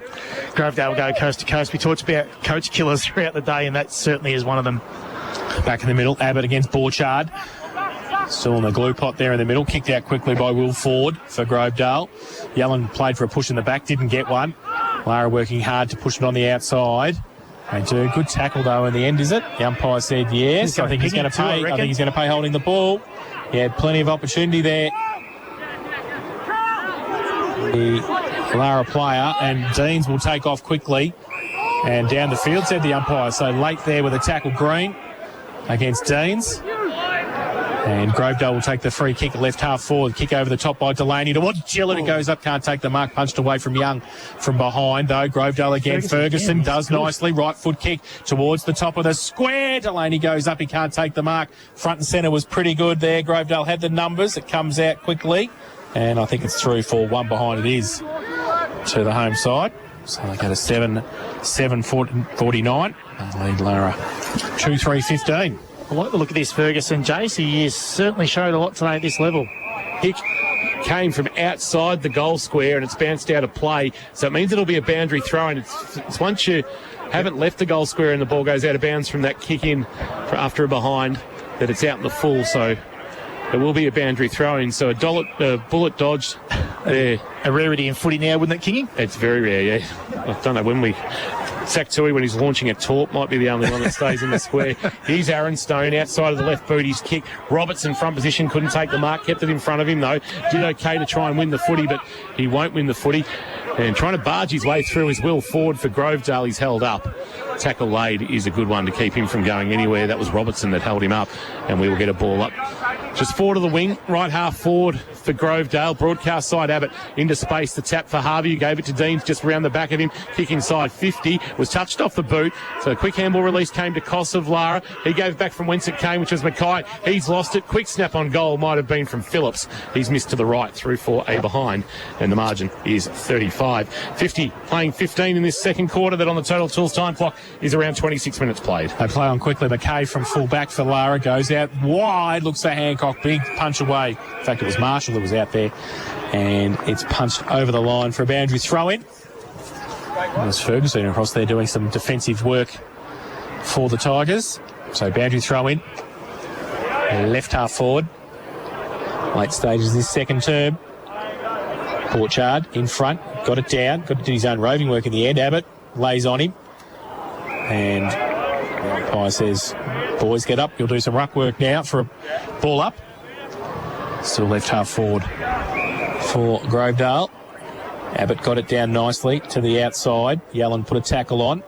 Worried Will Ford out of it. Ball high towards half forward. Good mark going back with the flight of the ball think that's Hancock. Goes short. Well, in fact, it goes longer in the end. Over the top was Green. Got a hand to. He couldn't take it, though, for Lara. At the back, Davies for the Tigers. Does nicely. Settles the play down. Goes out towards half forward. Ferguson can't take the mark. Weagle gets back there. His handball back inboard to Koss. Back. They go Lara now towards centre wing. Day, who gets a push in the back. The umpire says play on. Tim Delaney at the back. Handball over the top. They've got some time and space. White now from centre half back. Opens to the fat side. Does nicely. Indy Parrish is across there. Got a bit of time. Stone has to try and make up a ground. In fact, he runs out of room. And it's out of bounds for a boundary throw in on the opposite side of the ground. So 27 played second term. And it is 7-8-50. Grovedale Lara 2-3-15. Warralilly K-Rock scoreboard. Warralilly live in Geelong's most awarded community. Boundary throw in true centre wing. Both ruckmen nullify each other. Ball comes to the front of the pack. Cockrell was clean. Handball to Yalland. Yalland in the helmet. Snaps a kick for Lara towards the wing. It eludes Green. Bouncing ball attacked by Finn Parrish. Coming the other way was Cockrell. Handball released to Green. Green for Lara. Sees Day on a lead. Oh, stretching and marking is a good grab in front of Baker. He's a long way from home. There's an open goal square, but he decides just to lob a kick into the path of Green, who'd kept running, and he's about 15 metres closer to goal than what Mitch Day was. And this for a much-needed major in the shadows of half-time for the Cats. Trailing by 35. He's gone back to Weagle. He's going to drive a long ball that just fades late through from behind. Throws his head back in disappointment as Dan Weagle hasn't kicked a goal this year. Only just a 6 in his 71-game career. And a missed opportunity there for the Cats, who now trail by 34. They're 2-4-16. They trail Grovedale 7-8-50 in the second term. That on the Total Tools time clock is at 29 minutes. Harrison White plays on. Tom Gillett just back on the ground at half back. Oh, Cam Delaney's there as well. Over the back of the pack. Ball spills free. Goes quickly from Hancock. Inside 50 for Lara. Off the side of the pack. Stone does nicely. Turns around and kicks the goal. Great play at the front of the pack by Aaron Stone. And he kicks the Lambie's Tavern goal of the day. And does nicely. And Lara needed that. 3-4-22 in the shadows of half-time. They trail Grovedale 7-8-50. And that is on the second quarter. K-Rock Warralilly scoreboard. Matt Kershaw. He's trying to outdo himself, Aaron Stone, with all these goals. Each one but that was a lot better play. They've had a little bit of a momentum swing here, so bit direct into Mitch Day, get front and centre. He's going to be double manned. Might as well use the crummers, and it was a good goal. They jag one late, give themselves a bit of momentum going into the main break. Umpire tosses it up back in the middle for Borchard and Abbott getting the tap down, but only as far as Green, who kicks on his right boot. They go forward as the siren sounds for half-time. An entertaining first half here at Purdue Reserve that sees Grovedale holding a 28-point advantage, but that goal from Aaron Stone late just to give the Cats something to hold on to going into the main break. It's 7-8-50, playing 3-4-22 as we've got Josh Conway down boundary side. He's with the captain of the Cats, Matt Spence. Matty, what did you make of that first half, mate? A late goal seems like a pretty important one. Yeah, obviously, Grovedale, great side, and especially at their home ground, that we always knew it was going to be a tough contest. A few errors from a few of our blokes, including myself, probably cost us, but we're optimistic we can hit back in the second half. We know our fitness is up to it, so yeah. Are you willing to cop those errors if the guys are trying the right thing off half back? Yeah, absolutely. I mean, at the end of the day, we're local footballers. We're not playing AFL. We're going to make mistakes. As long as we're trying to play our brand, I think that's the most important thing. Good stuff. Thanks for your time, Matt. Matty Spence there, the captain of the Cats. Good to see him back after a layoff thanks to a concussion suffered earlier in the year. Buzz, I don't know whether you're heading hard to the Grovedale camp to try and grab somebody for a quick chat. Harrison White might be in your crosshairs because he's the nearest player. I'll leave Whitey to you. Hang on. He's Buzz is just taking off as if he's got the new ball and coming in from about 22 steps. And I think Buzz might have given up. They're running away. Given up. They saw him coming and they took off at Usain Bolt sort of speed. So we'll talk to you a little bit later. Good work, Buzz. We'll take a break. It's half-time thanks to Next Level Skirmish. Like paintball, without the mess or bruises, get your free birthday party worth $230 when you book and pay for 10 or more players. We're about to dive into our KFC. Got the little box with the popcorn chicken and the little chicken tender. Magnificent. Thank you to the Hosking family for their support of K-Rock football. I did find out that when Damien McKeegan delivered the chips and gravy at half-time of the St Mary's Newtown game, They are, in fact, KFC chips with the KFC gravy. Really? Yeah, that's why they were so good. Oh, that's what happens when you've got Mr. KFC working at the club. Well done. Exactly. Well played by those guys. St Mary's. But it is half-time at Burnley Reserve. 50 plays 22. It's Grovedale over Lara. We'll be back shortly. Thanks to APCO. Buy a barista-made coffee from your local APCO Cafe 24/7. Your chance to win a free coffee for a year. Live, breathe, Carrot Football. Fresh Daily with Tom and Lockie. We can help you because we can take care of your knockoffs. Your knockoffs. Jeff and Adam, man, shout out to those guys from Yes. They are awesome. Just, you know, when you go to a brewery and you sit down and the people are just nice and you kind of feel like you're just real welcome. You feel like you're a regular, even if it's the first time you go. Yeah, it's almost like sometimes you want to go. Yeah. Where everybody knows your name. Yes. Everybody knows your name. I guess you feel like they're always glad you came. Yeah. They're always glad you came. 100%. Yeah. Yeah. I mean, you want to go where people know. I don't know the rest of the song, can't you? Fresh Daily with Tom and Lockie. Tom and Log. On K-Rock 955. MasterChef's biggest dishes are still to come. 7:30 Sunday to Thursday on 10.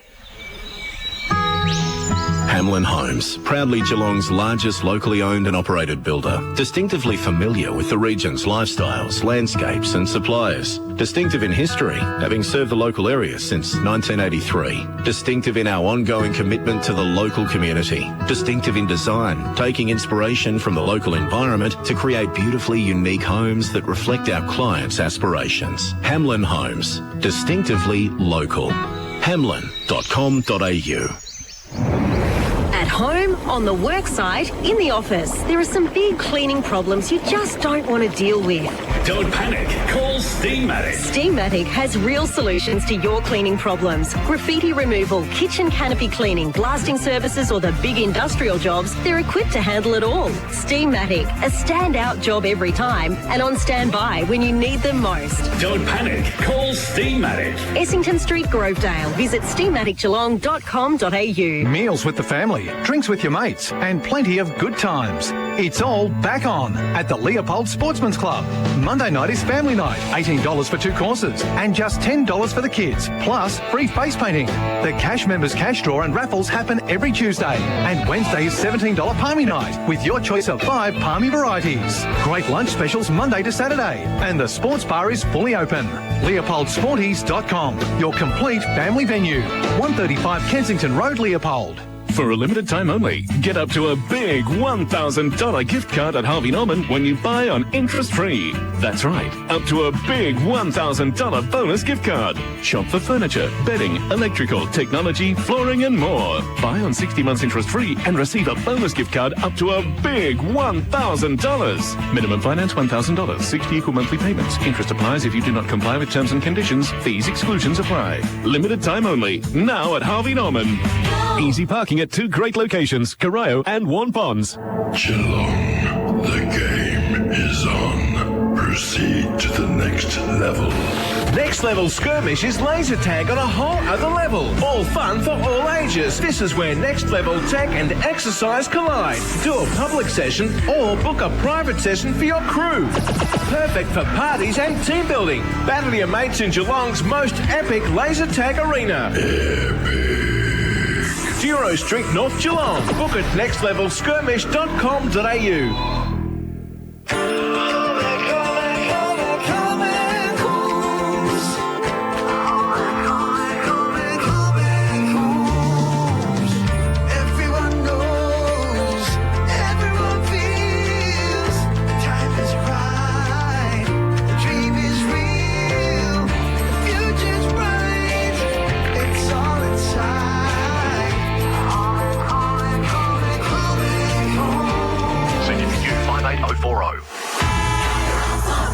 Thanks to our #1 ticket holder, APCO. Fueled by APCO Cafe 24/7. Handball by Lockie Smith, cut off by Stone, deserves a goal. Wonderful finish. Great goal. Lammy's Tavern, goal of the afternoon contender. Chance now for Lockie, who'd received the handball from Phillips. Kick towards Gillett. Oh, wonderful mark. He just plucked it like taking an apple off a tree. Jeffrey, a handball over the top for Grovedale to Indy Parish. He gives it back by hand to Jeffrey. Jeffrey shot on goal is good. Wonderful finish. Great build up there. There's some nice finishes in that second quarter of action thanks to Warralilly, and it's half-time thanks to Next Level Skirmish. Like paintball, without the mess or bruises, get your free birthday party with $230 when you book and pay for 10 or more players. Buzz, injury-wise, not much to report. Pretty quiet for St John of God. Yeah, nice clean slate Kingy for once. As I mentioned, Harry Watt had that early knock in the opening term, but he recovered fine, and other than that, she's all good. And no blood rules either for New Grove Bench Tops. New Grove Bench Tops, your kitchen really is the heart of your home. Time to go around the grounds for Leopold Sportsman's Club, Leopold Sporties, your complete family venue. We'll start with the GDFL, where they've resumed at the round they finished at, and that's round 8. Yes, all a bit confusing really, but anyway, it is round 8 in the GDFL. Geelong West 39 lead Anarchy 7. Winchelsea 77, Cryo 21. I don't know what's in the water at Winch this week, but anyway, they're well and truly they got some back. They must have. Belmont 28, Thompson 53, East Geelong 39, North Geelong 13. You're in trouble, the number one ticket holder. Ideal, no. Werribee 53, at home Bellpost Hill 31. No crowd. And Bannockburn 28, Inverleigh 30. Ooh. That was going to be a night game. Yes, it was. But they decided that they've pushed a little bit too far into winter for that to be played at 7 o'clock on a... I don't know, Bannockburn on a Saturday night at 7 o'clock in the middle of June. Perfect. A couple of 44-gallon drums around the ground. Just Colac have the 44-gallon drums around the ground. Say it's the coldest place to have played football. Played at Myrtleford one day, and you know it's cold when you can see the snow on the top of Mount Beauty. Yep, indeed. I tell you the coldest place to commentate, Cobden. That was a fun night. Cobden? Yeah, Cobden. What game were you calling down there? It was Hampton League. It was Cobden and South Warrnambool, and I was doing it for a little radio station in Colac, and we had to go down with the great Warren Richies and me, I couldn't see the other end of the ground, and it was -2. And I'm not joking. It was cold. You can have that. And that was in the club rooms. I hate to think what it was like outside. Terrible.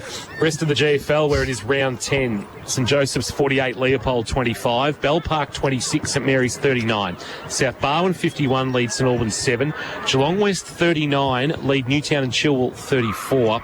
And North Shore 17. And putting up a bit of a fight, Colac 53. That could easily have been a massive blowout between 1 and 12. But they're been competitive so far by the looks of it. They have the Seagulls. And I wonder if Darren Winters got back to Tassie between... He's going to say, where is he been? Where is he? Between... Because he went to go... He came over for the round that got stopped and got stuck here. If he goes over, would he come back? Yeah. He'd be a bit worried he wouldn't get back again. Correct. So good to see that the Seagulls at least being competitive in that one. In the Bellarine, Anglesey 23, Mottawarri 18, Amos 39, Queenscliff 46. Their game in round 1 was an absolute cracker on Easter Saturday. Drysdale 45, Barwon Head 16. Wow. Jeez.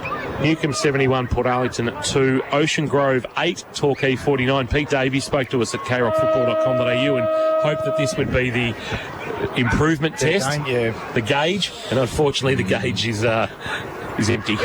There's not much to report there for Ocean Grove. Torquay right now are very much the team to beat in the Bellarine, and with a shortened season, do you open the door to a championship potentially for the Tigers? Tom Gleeson will have them pumping. Absolutely. They're a good side, and they've been able to manage their older players as well. In the AFL, we are into the third quarter now of the clash between Port Adelaide and Gold Coast, and Port in control, 66 to 14. But we're hearing an injury issue for Robbie Gray in his 250th game. I'm not sure what that concern is, but it just says on the AFL website, injury heartbreak for milestone man Gray. We'll take a break, come back, have a look at the Geelong Insurance Brokers head-to-head matchup as the umpires return, and the Wilson's real estate expert today, of course, is Matt Kershaw. It's half-time thanks to Next Level Skirmish. If you like paintball without them and mess or bruises, get your free birthday party with $230 when you book and pay for 10 or more players. Thanks to nextlevelskirmish.com.au. Check out more there. Back shortly. Thanks to Abco, Live Breathe, K-Rock Footy. K-Rock is Geelong's home of the hits. From old school to new hits and all your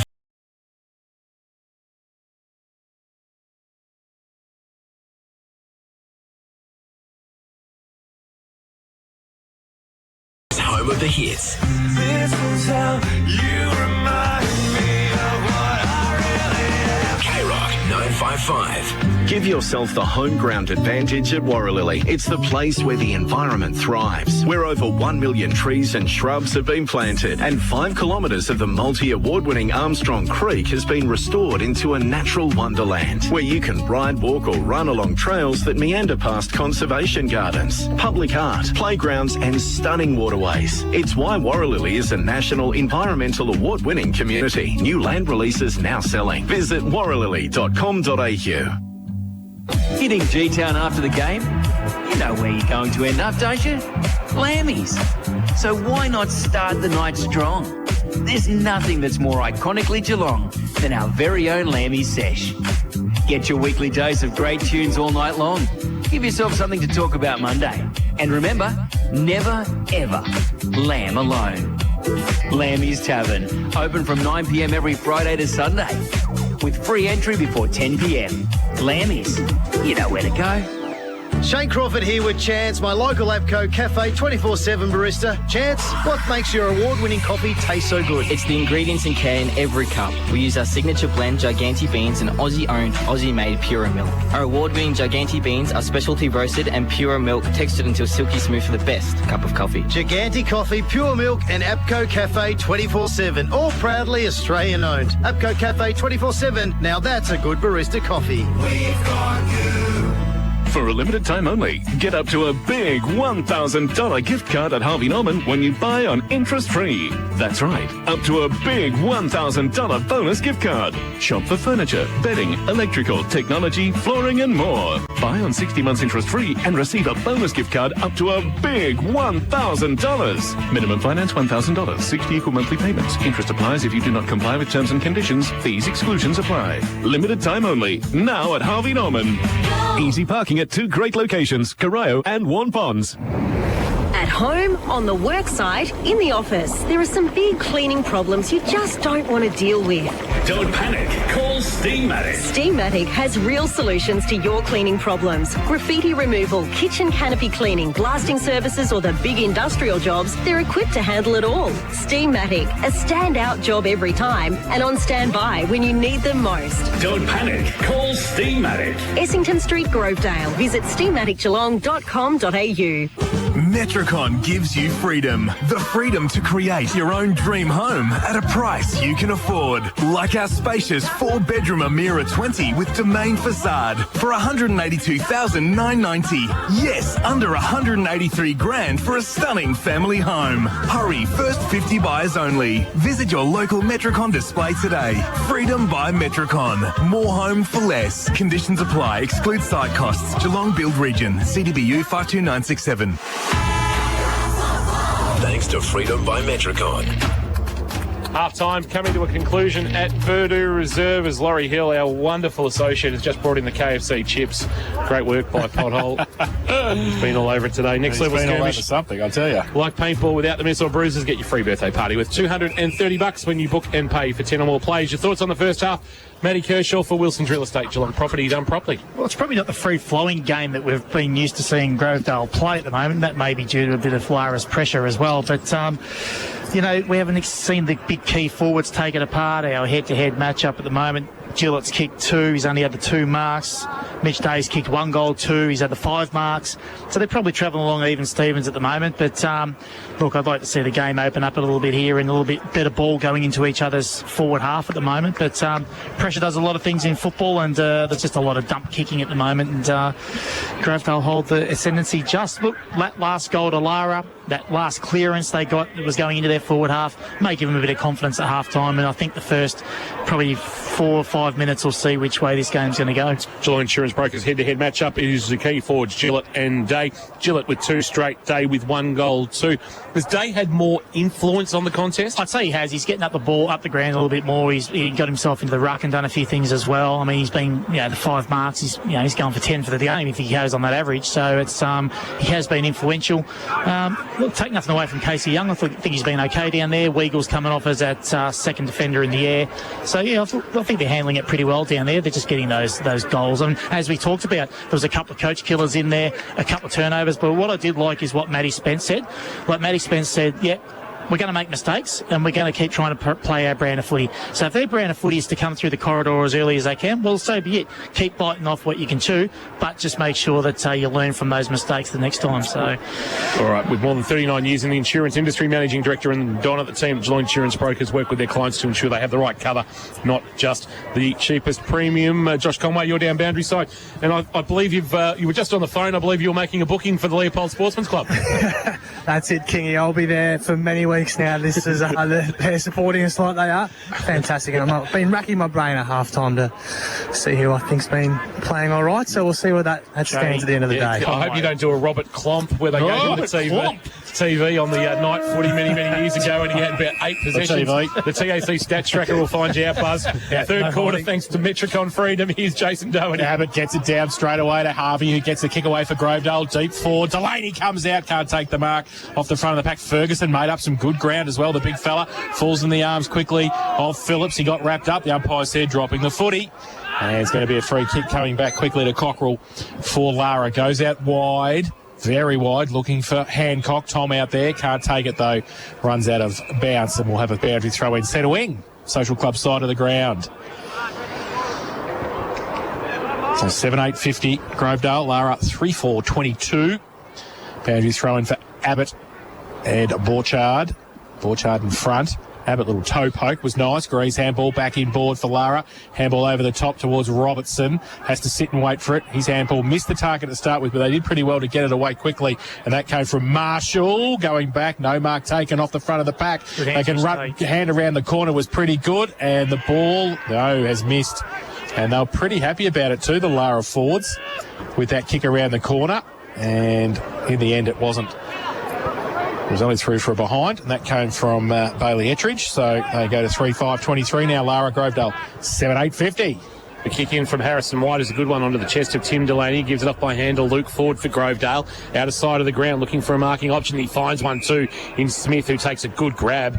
And he quickly gets to his feet, wants to get the ball moving, comes in board to Nathan Deans. The speed he's got didn't go 15 according to the umpire, so Deans of Grovedale goes short to Smith. That kick didn't go 15 either. Smith has to run around Tom Hancock. Hancock's kick towards true centre half back is not a bad ball. Puts it onto the chest of Ford. That's Luke.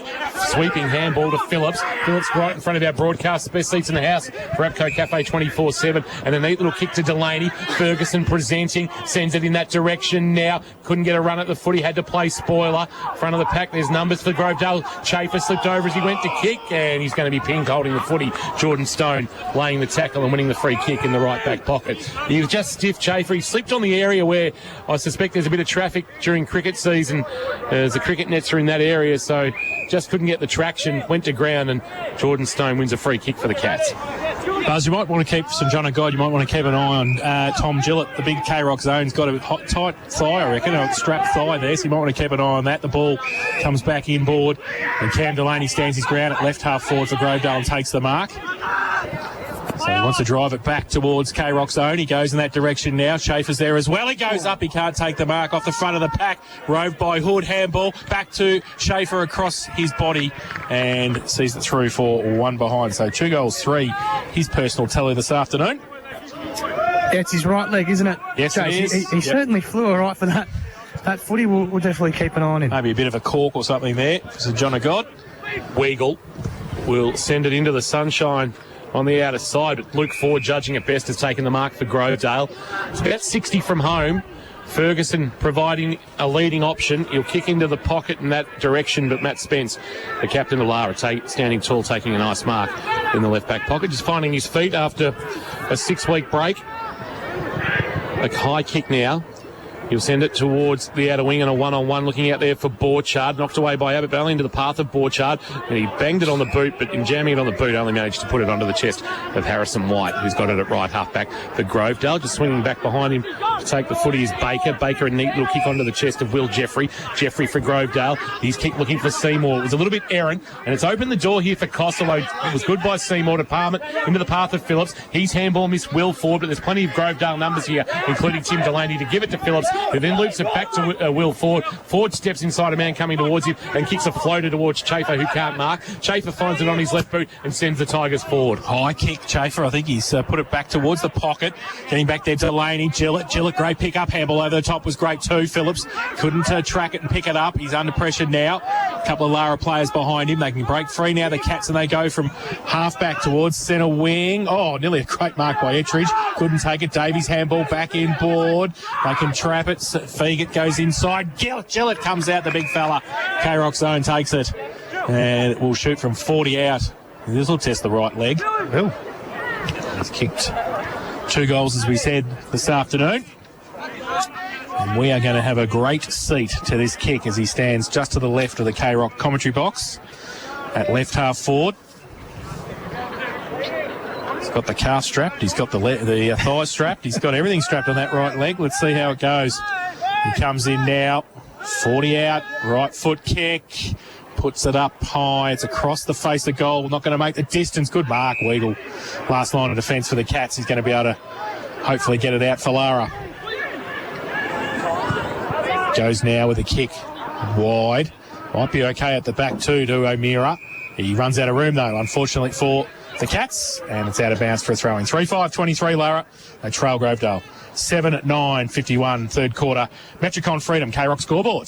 Metricon looking for skilled tradies to join the local team. Call 1300 Metricon to inquire today. 5 minutes ticked over on the Total Tools time clock. Abbott and Borchard again. Ball is allowed to bounce. Abbott grabbed it, slung into Borchard. Tackle, got a handball away, but bursting with the footy is Aaron Stone for Lara. Kicks towards half forward, bouncing ball. Ettridge nearly took it off on the half volley, but he's able to get up to Day, to Jose, to Cockrell, cruising by for Lara. Open goal square he sees, but he's pulled the kick to the left. Missed opportunity there for the Cats, and the margin is 22. 27. It is 51 playing 24 in this third quarter thanks to Metricon. Metricon Freedom, Geelong's local builder for over 21 years. Kicking quickly for the Tigers. Oh, they mucked it up though. Davies couldn't keep it in at half back for Grovedale. So Lara still have it into their attacking zone for a boundary throw in. Mitch Day comes down to do the ruck work forward of centre for Lara. Abbott makes up some ground to get there. Day gets it down. Grovedale, the Tigers in front. Seymour gets it out to Phillips. Had to sit and wait for it. His handball was slow. Set Jeffrey Ford a bit of a task there, Will Ford. And he turns the ball over in the end. And we're going to have a ball up centre wing. Ball in dispute there, so the Cats hold it up. Cost gets up, gives it the ball back. For a ball up for Borchard and Abbott, who go up. Hits Borchard on the back. Handball back to Green, running past.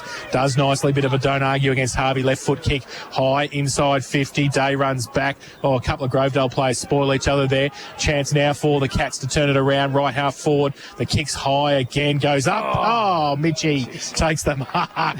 Just muscles his way to the front. That could be a Hamlin hanger, actually, Mitch Day, I think. Does nicely, and as we said, he and Gillett lead the contested marks for the league at the competition stage after this, and he's going to try and kick his second of the afternoon. He's kicked 1 goal 2, and they need this, Kirsch. Oh, that's an understatement. They had an opportunity their last couple and they've missed, so this has to go through to keep their slim chances alive. 40 out directly in front. He's missed it.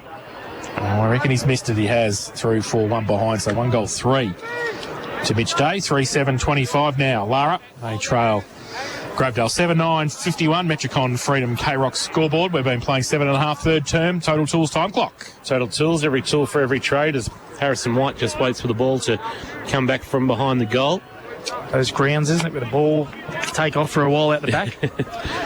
Good in the twos, whether it's a running clock. Yeah. White with the bounce as soon as he gets outside the defensive goal square, has a second bounce, and then runs to kick to the wing, wanting Abbott. Borchard from behind was good, used his body, brought it to ground, and then found the bouncing ball back in his lap, but Abbott was able to wrap him up and say, "You're going nowhere." Umpire says, "Give it to me," and then we'll get a ball up. Just forward of the wing, slightly maybe favouring the Cats. Abbott. Clearing kick from Jordan Stone was smothered. Spills for Will Jeffrey. It was going to be a free kick. It's going to come back to the Cats. Or no, going to Grovedale. And it's Harvey with the footy. He goes short to Will Ford, who's been very good this afternoon. You can't miss him with that shock of red hair. He goes short by foot, and that's Parrish with the footy. That's Finn, wearing number 26. Brother Indian 27.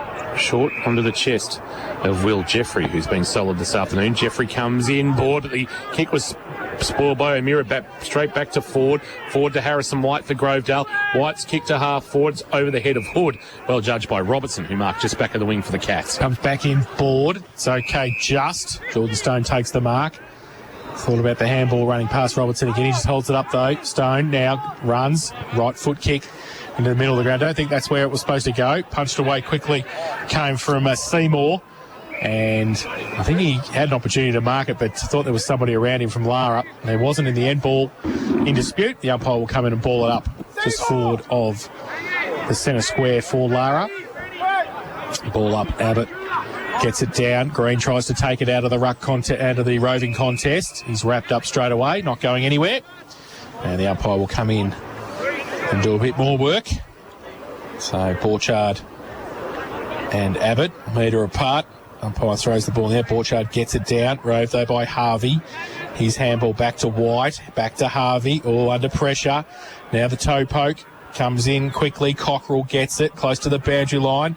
O'Meara gets it high towards the pocket at the back of the pack. No mark taken. Cockrell tried to keep it in. He did. He kicked it off the ground in the end. Oh, and he nearly kicked a goal from nothing there. Soccer style Euro 2020. Goal of the year. Second behind for Bailey Cockrell. And they go to 3-8-26. And they trail Grovedale 7-9-51. 10 minutes played in the third term. Can't say they haven't had their chances. I was going to say they need to get some reward out of this opportunities. Kick in the back pocket is okay. Might have been Feagott finding a teammate. Kick along the line. We'll find Hood. He got it from Parrish. Hood goes short. You can hear the yells of Hoodie. Phillips dropped what he should have taken. Time to recover, but Jordan Stone with a big tackle wins a free kick. So just the mistake there from Phillips, and the pressure of Lara's been good. Yep. Jordan Stone sends it long, looking for Bailey Ettridge to fly. Couldn't take the mark. Front of the pack was McKay. Gets a handball away. It's going to spill okay for Tom Hancock. Hancock, a flying shot, goes across the face of goal, just out of the reach of Mitch Day. He'll track it to the boundary line and see it out in the left forward pocket. They're not allowing Grovedale that seamless transition out of the back half, Lara. They aren't. They're setting up well behind the ball, and their frontal pressure has been really good. They've just got to make the most of these little opportunities, though. They just keep missing those little 50-50 chances. Wilson's Real Estate, Geelong property done properly. Matt Kershaw in the expert's chair, once again waiting for the ball to come from among the cars. Great to see fans back at footy. We thought we might have been playing today with nobody here, but it's really added to the atmosphere. Having a good-sized crowd of less than 1,000 here at Purdue Reserve. From behind, Abbott won the tap down. Front of the pack, Grovedale with a clearing kick. Might have been one of the Parishes. And deep in that pocket, getting a kick away. Rolls to the boundary line in front of Chafer, just forward of the wing, favouring Lara. Third quarter, thanks to Metricon Freedom. Now, their new reverse living display homes now open at Kerr Lewis, and the scoreboard showing a 25-point Grovedale lead, 51, playing 26. Boundary throw in, Abbott up against Tomajic. Abbott going to favour him. In fact, I think the boundary umpire will have to do a little bit more work there. That was a little bit skew whiff. A bit more gym work. So, bring it in, son. There you go. Set it up now for another throw in. Makes his way to the front, takes it out. The ruck tries to anyway and gets the handball away quickly. Harvey off a step towards centre wing, punched away from behind defensively. And by Lara, they do nicely to get it over the boundary line for a throw in. That was Spence. So another boundary throw in. This time a bit further, a bit closer to centre wing. Abbott in front. Goes up, gets it down nicely to Jeffrey. Runs through. That's a good tackle. Oh, should be rewarded, and is. And play on advantage. Green gets it from the Hancock tackle. He goes forward. And front and centre was okay. They've got the numbers. Ettridge off a step, turns around, good kick. There it is. Did nicely. Mitch Day, nice hands. And he could have just blazed away there, and he didn't. And he has given it to Joes, who has taken the mark. And will shoot from 10 out, 45-degree angle. What about Mitch Day's little duck through the tackles? Through 3 tackles. Yeah. It was fantastic. So Joes to finish off the work. He comes in, right foot kick, does nicely. His first of the afternoon. The fourth for Lara. They're 4-8-32. And they trail Grovedale 7-9-51. Metricon Freedom K-Rock third quarter scoreboard. And on the Total Tools time clock, it's 13.5 minutes we've played. And in the experts chair, thanks to Wilson's Real Estate, Matt Kershaw. Well, that's the reward we've been talking about. Now, Lara have just changed their game slightly.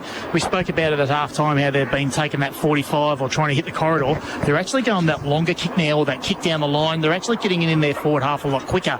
So what that does is puts the Grovedale defence under a bit of pressure. Even if it's a chaos ball, it's putting them under pressure and they're getting their opportunities, and they're actually keeping the ball in their forward half, giving themselves a chance to get themselves back into this game of football.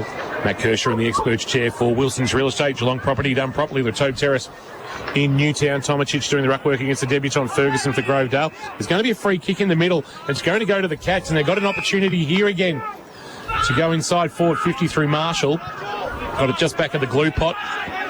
The turf wicket table here. A floating kick inside forward 50. It's off the hands of Dave, back of the pack. Davies trying to burst his way through there for Grovedale. Just hacked out of mid-air by Luke forward for Grovedale. Fegit couldn't take the mark, but he found it on ground level. He was pretty good as he just kicked for space. He said to Phillips to run onto it for Grovedale. Swing onto his left boot. He's put it out in front of Delaney and Cam Marks. Right in front of our best seats in the house, thanks to APCO. Delaney along the line. A well-weighted ball, and back with the flight. Jeffrey has marked for the Tigers. So a good build-up here from Grovedale. The kick, though, inboard, intended for Chafer. Chopped off by Aaron Stone, who's been very good this afternoon. Goes outside towards Robertson. Handball over the top to O'Meara. Oh, they're out and about here. If they can get it over the top, they can. And they go wide. Joe's, can he keep it in front of himself? He can. He goes inside 40 now. Open. Goals back. That's 2 in a row. There you go. That was well played, Dylan Jones. That was fantastic goal. That is the Lambie's Tavern goal of the day from Dylan Jones. He's kicked 2 in a minute. And that gets Lara up and going in this third term. 5-8-38. They trail Grovedale 7-9-51. 15.5 played. Third term. And that is on the Metricon Freedom K-Rock scoreboard. Matt Kershaw. Well done, Aaron Stone, to pull the trigger in the back half, to put that switch on. They had numbers out. They had some overlap. They got it out to Dylan Johnson. Just a fantastic finish. They've missed some easy goals, and then they've just finished off with an absolute beauty like that one. They're back in the game here. This is game on down here at Burdu. Daniel Fraser said before the game about respecting the opposition. Yeah, they've just dropped off a couple of percent, haven't they?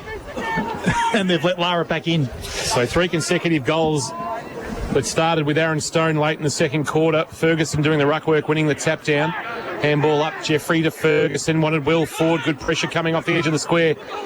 Kane might have come from Hancock. He now is Green. Kick towards half forward. In fact, it was Kane Ettridge with that pressure. Rolling ball, O'Meara. Wrapped up by Luke Ford, but not before getting a handball away to Jose. And it's going to be a free kick. So everything going with the Cats at the moment. The first in. And they're being rewarded by the umpires. It'll come to Connor O'Meara. It's an old cliche, isn't it? First in, but they're winning contested ball everywhere at the moment. O'Meara sends it long, looking for Day. Had to fly with the one handball out the back. Finn Parrish to clean up for Grovedale. Handball off to Davies. Davies in his defensive goal square. Bring it broadcast side. A floating kick that will bounce and be taken out there. Might have been by Seymour. Seymour a handball inboard. Phillips. Phillips on that left boot. Oh, he went to kick and had a fumble. Had to then regain his composure. Gave it to Chafer. Chafer with a bounce in traffic. That was audacious. Handball to Seymour on the half volley. Took it cleanly on the second bite. Then to Deans. Deans a handball wide. Delaney, that was Tim, a handball on the bounce for Grovedale. Luke Ford, a good build-up here from half-back for the Tigers. And they go out wide, looking for Parrish India. Oh, it's wide, though, very wide, too wide. A couple of boys injured there going at each other. Deans and Hancock, is it? Yep, they're coming off now. So Lara get it through Robertson. Goes, oh, geez, he goes inside. Tough kick, punched away quickly. Grovedale working overtime on centre wing. Handball comes back in board. Delaney got the handball, missed the target first one though. They've got the numbers out the back, Deans. Right foot kick, spiral punt, only as far as Yallen. Doesn't sit for him, falls in the arms of Phillips. Needs to get around on the left, does. Goes inside 50. Delaney comes out, Cam takes the mark. Under pressure, can play on. O'Brien fell over at the wrong time. 45 out, right foot kick open, goal square, and he's done nicely. And he's kicked the goal, Cam Delaney. And that's what Grovedale needed. And that might be the Lambie's Tavern goal of the day. And the 8th for Grovey, 8-9-57. And they lead Lara 5-8-38, 18 played, third term. And that's on the Metricon Freedom K-Rock scoreboard.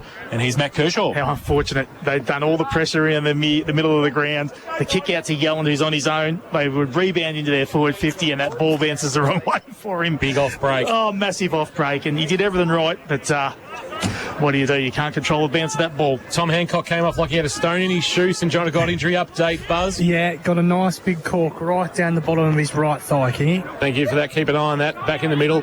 Will Ford tried to put it into the path of Deans. He overran the footy. Cockrell came in, didn't take it. Taywin Robertson was clean. Here's Aaron Stone, who's been outstanding this afternoon. Kick on the bounce. Day missed O'Meara with a handball for Lara.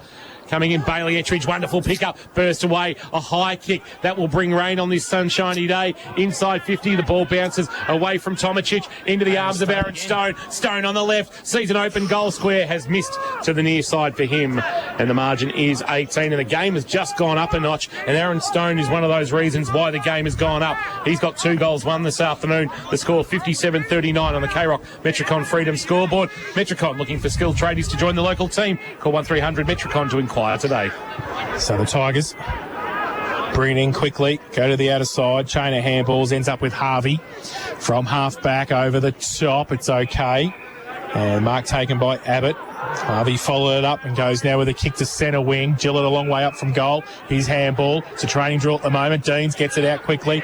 They get it away. Smith goes inside to Hood. Then they Parrish and then to Ferguson. Coming back though and chopping it off was McKay for Lara. They want to switch the play. Robertson loses it in the sun. He does nicely. Takes the ball, takes the mark and moves it quickly. On the outside they get it to Kane Ettridge. He goes towards centre wing. Davies though reads it the better for Grovedale. Just holds it up. He's got plenty of options. He's got short Harvey, and he goes in that direction, takes the mark. He's got Seymour further afield. He just holds the ball up, though, now. Just settles the play down for Grovedale. And thinking about going backwards, which he does, and dangerous. Tomacic comes across, but it's okay. They've got the extra man. They go now. Ford gets it around the corner, and a short little kick over the top might be okay now. Smith takes it for the Tigers. He goes back to whence it came. Tim Delaney takes the mark, wants to switch it back towards the K-Rock side, K-Rock commentary box side. They go to Seymour. Wants to get back on his right. Kick around the corner was okay, and he finds Will Ford. Will Ford's got options aplenty. Doesn't know which one to use. Gave a handball to Harvey, handball to Phillips. Phillips wrapped up by Weagle, but not before releasing to Abbott. Abbott comes in, ball with a handball. Missed its target there in Hood. Here's a chance for O'Brien. Head over the footy for Lara. Got it up to Weagle. Weagle heard a voice on the bounce. Cockrell attacked the footy. He left it behind though. Deans, quick kick forward, provides Gillett with a run and a fly. And the Hamlin hanger. It just sat on the head of Mackay, and there was nothing he could do other than see Gillett go over the top of him. And Tom Gillett takes the Hamlin hanger. Hamlin distinctively local, and that was distinctively good as Speedy Deans comes and gives him a tap on the backside and a word of encouragement and a chance for his third. It was the hack ball inside forward 50. But there was clear leading space Kirsch for him, and he ran onto it nicely. I felt like he had that from the moment it come off the boot, to be quite honest. Gillett's kick 2, a chance for a third, and for a 24-point Grovedale lead, time on third quarter. He'll have to start at left and work it back, and that's what he does. He's got 3, Tommy Gillett, and he's got 31 on the season to continue his fine form up forward. 1 in each quarter from the teenage sensation, and they now hold a handy little buff up. They're 9-9-63. Lara, a 5-9-39. 24 points to lead on the K-Rock Metricon Freedom scoreboard. Metricon, now new reverse living display home, now open at Kerr-Lewis. Matt Kershaw. They just dropped off their pressure then, Lara, and they've been so good this quarter with their pressure. I think you mentioned it during the call, Kingy, then, that it was like a training drill, or you, Jace, one or two. They just had numbers and overlap all over the ground at that stage, and Lara's defensive sort of zone had dropped right off. So back in the middle, Borchard up against Abbott in the ruck. Abbott goes up early, gets it down. Ford in the middle, and Harvey. In fact, it's Jeffrey who tried to get it away. Joe's now gets a kick towards half forward. High kick. Amira gets out there. Numbers, though, with Grovedale. Seymour gives it away by hand. They get around the corner. They'll be chopped off, though. Mackay takes the mark for Lara. One of the best seats in the house here, thanks to APCO 24/7. Short little kick. Jeez, he chopped that off nicely. He had a couple of Grovedale players there, but Cockrell took the mark. And that's confidence in your skill, isn't it? What? Centre wing. for Lara. Goes towards Day. Goes up. Got 3 against him. Handball came out quickly. Grovedale come back the other way, but it's all Lara. It's kick to kick at the moment. Borchard goes up, takes the mark on centre wing. Wants to switch the play back. Dangerous kick. O'Brien's there with Spence. Spence needs to get back around. He can go short to O'Meara and just settle the play down. O'Meara right in front of our best seats in the house for APCO Cafe 24/7. With the footy, he'll come inboard to his skipper and Spence for Lara.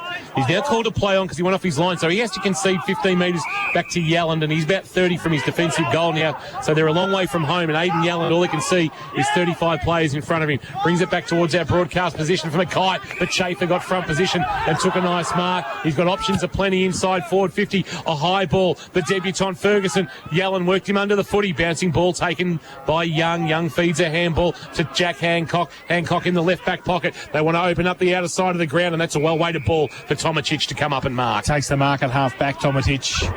He's got Day on a long lead.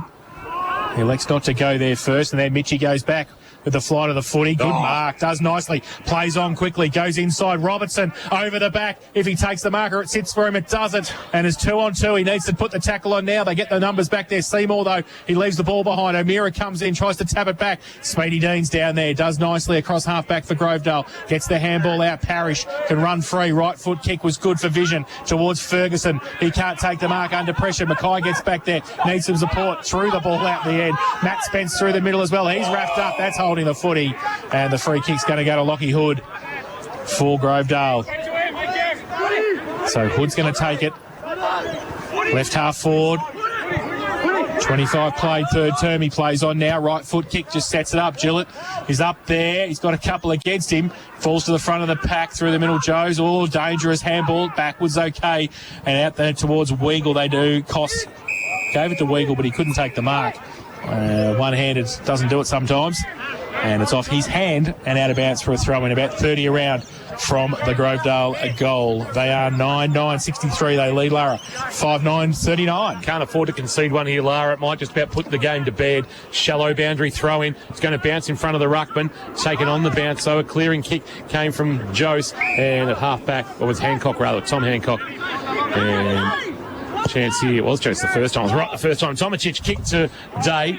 Knocked it to ground, front of the pack. Cockrell tried to take a couple on, and he got one high. I reckon the non-controlling umpire saw that. Well played by him. Jose can take the advantage. No, he's going to come back. Oh, and they had Bailey Ettridge. He would have been able to stream into an open goal, and I reckon O'Meara might have been heading back to the goal square. So Cockrell will come back and take the free kick. True centre wing, a high ball. Day will get a run at it, front position. Just got underneath it. Knocked away by Tim Delaney. He knocked it away twice, but only into the path of Ettridge. Ettridge tight in the pocket. Flying shot was well wide, and he's out of bounds on the full left back pocket at the Torquay Road end of this third quarter. Thanks to Metricon Freedom, Geelong's local builder for over 21 years. It is a 24-point lead for the Tigers of Grovedale. They're 63. Lara, a 39. The ball goes all over the head of a couple of Grovedale players. It might be okay. They've got Luke Ford in support. His handball across half-back was okay, but Lara working overtime too. Robertson tried to get it out over the top. Mitch Day couldn't take it with him. Pack develops, and the umpire lets it go. He'll have to come in now and do some work across half-forward. That one for Lara would be nice if they can get it through. The ruck work here of Day up against Abbott. Neither get an effective tap. Ball spills free. Mackay's going to get it first. Oh, he can't pick it up though. Needs some support.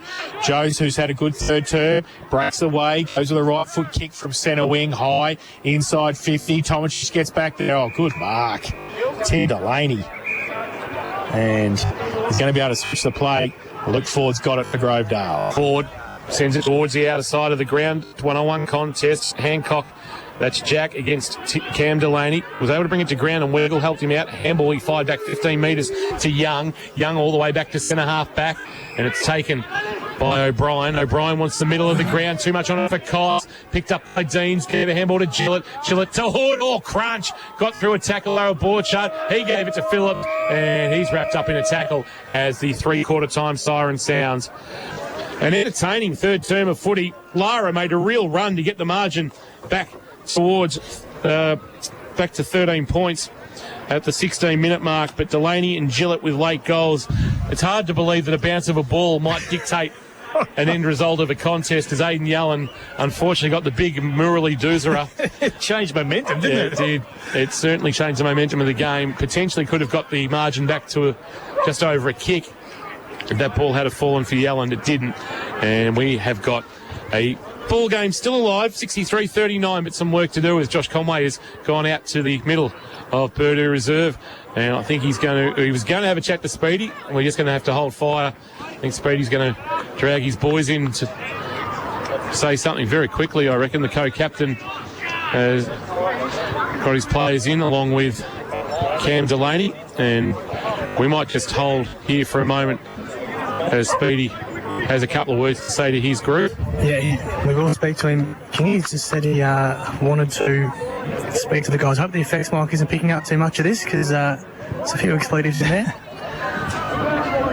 The perils of live radio, Buzz, can be the fruitiness of the language, but actually we can pick it up. Dean Gray's effects mic is so good here at Purdue Reserve that you can actually hear. He's a small man, but he's got a big voice, as Nathan Deans. So he's just broken from that group, and he's going to go and have a chat to Buzz very, very quickly about what he saw of that third quarter. Down to you, Buzz. Speedy, give us the watered-down version of that, mate, without a few of the words you were using. Oh, we just haven't obviously played to what our structures are and the way we've been wanting to play over the last 6 games. We've probably prided ourselves on being first to the footy, obviously stepping up well, coming out the other side and doing all the small things. There, we've just been second to the footy, a bit just not in it as such. I suppose that 4 weeks, you never know how you're going to go. So it's just one of those things that we just need to bring what we probably did in that last second half of that quarter there. Are you expecting a response from the guys? Absolutely, yeah. We've done it for the first 6 games. That when we've needed to, we've stepped up. So I got full faith in them, and we just need to make sure that we bring that, and because really get this win and hopefully look towards next week. Beautiful, thanks, Speedy. Nathan Deans with Josh Conway. We'll take a break. 3/4 time here at Purdue Reserve on a Saturday afternoon. GFL match of the day. Grovedale 63 lead Lara 39. We'll be back shortly. Thanks to APCO. Live, breathe, K-Rock football. Weekend breakfast with Andy and Ben. Over in the Philippines, I think they have tried to pull off one of the biggest knockoffs ever. They've tried to knock off Bunnings Warehouse. They've called it Builder's Warehouse. That's so good. And it appears to be identical to Bunnings. The layout of the two chains look identical. And the staff uniforms also identical. The big shock is that there's only chicken sausages on their barbecue. Weekend breakfast with Andy and Ben on K-Rock 955. The Ponds is now open for indoor and outdoor dining, 12 noon till 9 p.m. every day. Bookings essential. Give yourself a home ground advantage at Warralilly. It's the place for families to grow in a strong, self-contained community, complete with 82 hectares of open space, award-winning playgrounds, and the Village Warralilly Shopping Centre. A place leading the way in community services with 3 schools, childcare centres, sports ovals, and Armstrong Creek East Community Centre all delivered. It's why Warralilly is Geelong's most awarded community. New land releases now selling. Visit warralilly.com.au.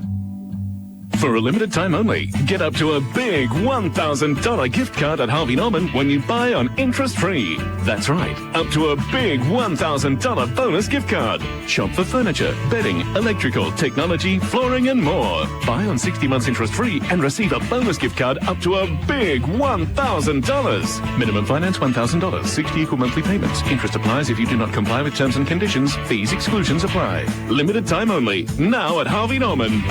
Easy parking at 2 great locations, Corio and Warn Ponds. You play strong. Now look strong. Loco Sportswear Ice Dream apparel for championship teams. On the field, on the court, all sports. Plus a full range of training wear and supporter merchandise. No artwork fees, no delivery fees, just great value. And Loco Sportswear turns around orders fast. They can even set up an online store for your club. Loco Sportswear. Play strong, look strong. LocoSportswear.com.au. Shane Crawford here with Chance, my local APCO Cafe 24/7 barista. Chance, what makes your award-winning coffee taste so good? It's the ingredients and care in every cup. We use our signature blend Giganti beans and Aussie-owned, Aussie-made Pura Milk. Our award-winning Giganti beans are specialty roasted and Pura Milk textured until silky smooth for the best cup of coffee. Giganti Coffee, Pure Milk and APCO Cafe 24/7, all proudly Australian-owned. APCO Cafe 24/7, now that's a good barista coffee. We've got you.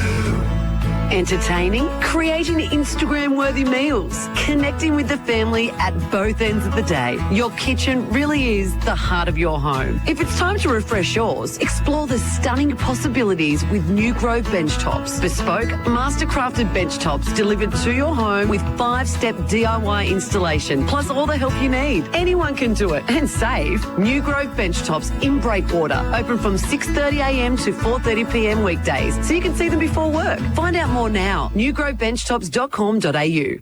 The Caps Luke Delhouse talks about life after footy. Whether it's winning a grand final or changing clubs, footy is exciting, but as with life, nothing is certain. You always need a plan B. That's why I'm enrolled with TIV. If you want to learn a trade, go to Trade Institute of Victoria. There's Certificate 3 in Carpentry through to Diploma of Building and Construction courses available now. For a great career, live the dream with TIV. Enrol now at tiv.vic.edu.au. Government funding available for eligible applicants. RTO 21920.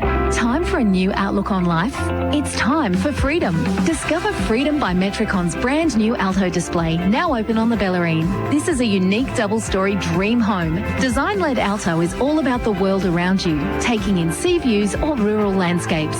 Alto is about space too. 4 bedrooms and a study, open plan living, open balconies and outdoor room to move. Freedom by Metricon's Alto display is now open daily 11 till 5. See it now. 4 Appleby Street, Kaluas.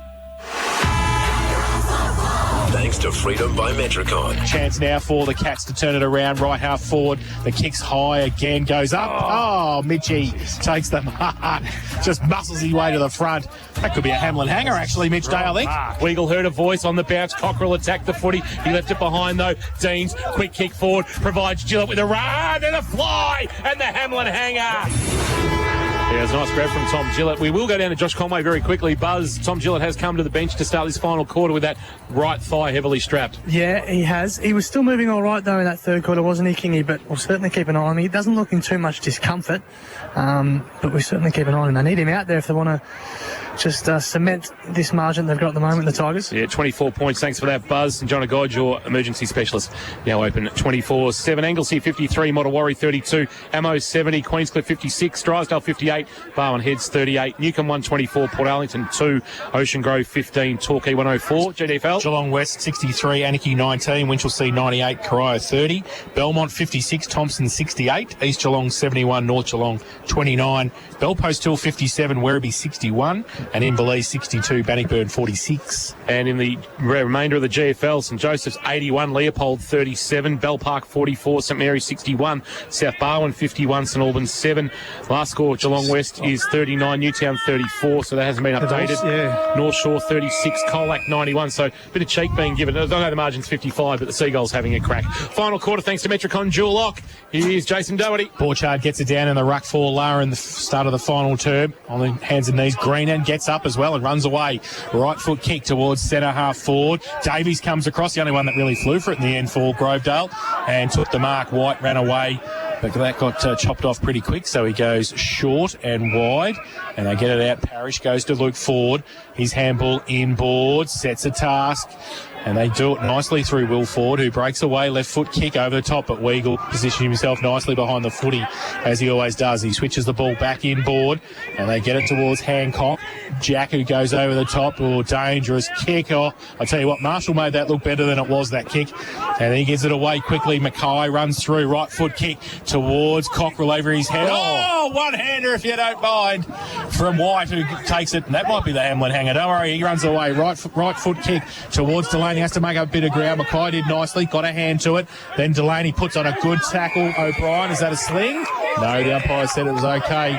And it is a boundary throw in centre wing.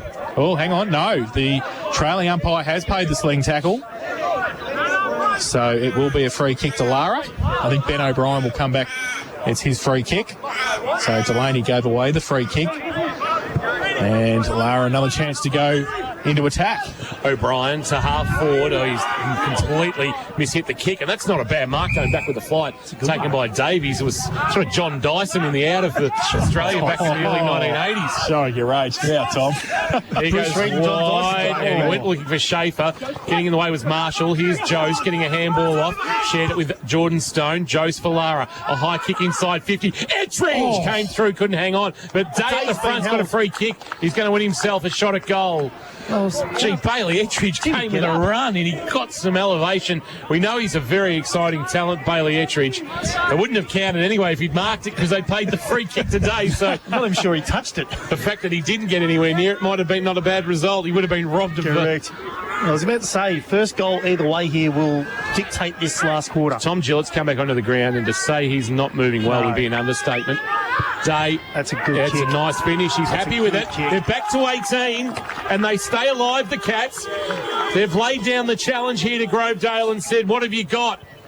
63-45 the score. 9-9 plays 6-9 on the final quarter. Metricon dual lock scoreboard. Dual occupancy by Metricon, helping Victorians develop their land. Call 1300 Metricon as Mitch Day kicks his second of the day and 24th of the season. Mitch Day was just signalling to Ettridge then that he sort of turned his shoulder and looked in the air and just saw him up there, and was lucky to get the free kick. But they had a bit more direct intent by Lara there. They're getting the ball in their 50 with the repeat entries. And I'll tell you what, it could be game on here. Nothing to lose, the Cats. Game on here. Nothing to lose. They have a crack here. Abbott gets up, gets it down, and does his own roving work. But Green, who's been great, gets the left foot kick around the corner towards Joes, who gets held onto by Davies and can't pick it up. White runs away. Right foot kick back towards centre wing. Might be okay in the end. Over the head. Oh, is that Seymour? Phillips was held onto. Parrish over the top. Gives it back. And Phillips takes the mark. Thought about the handball to Seymour and Fiddy. Oh, no. Oh, yes. Because he went to get his opponent on the outside. Yes. Come off the mark. So, was that against Matt Spence, was it? Yeah, replaced the man on the mark with Mackay was there, yeah. So... Do you know what that is? That's just covering off the opponent on the outside so you can actually man him up. Oh, that sucked the life out of Lara.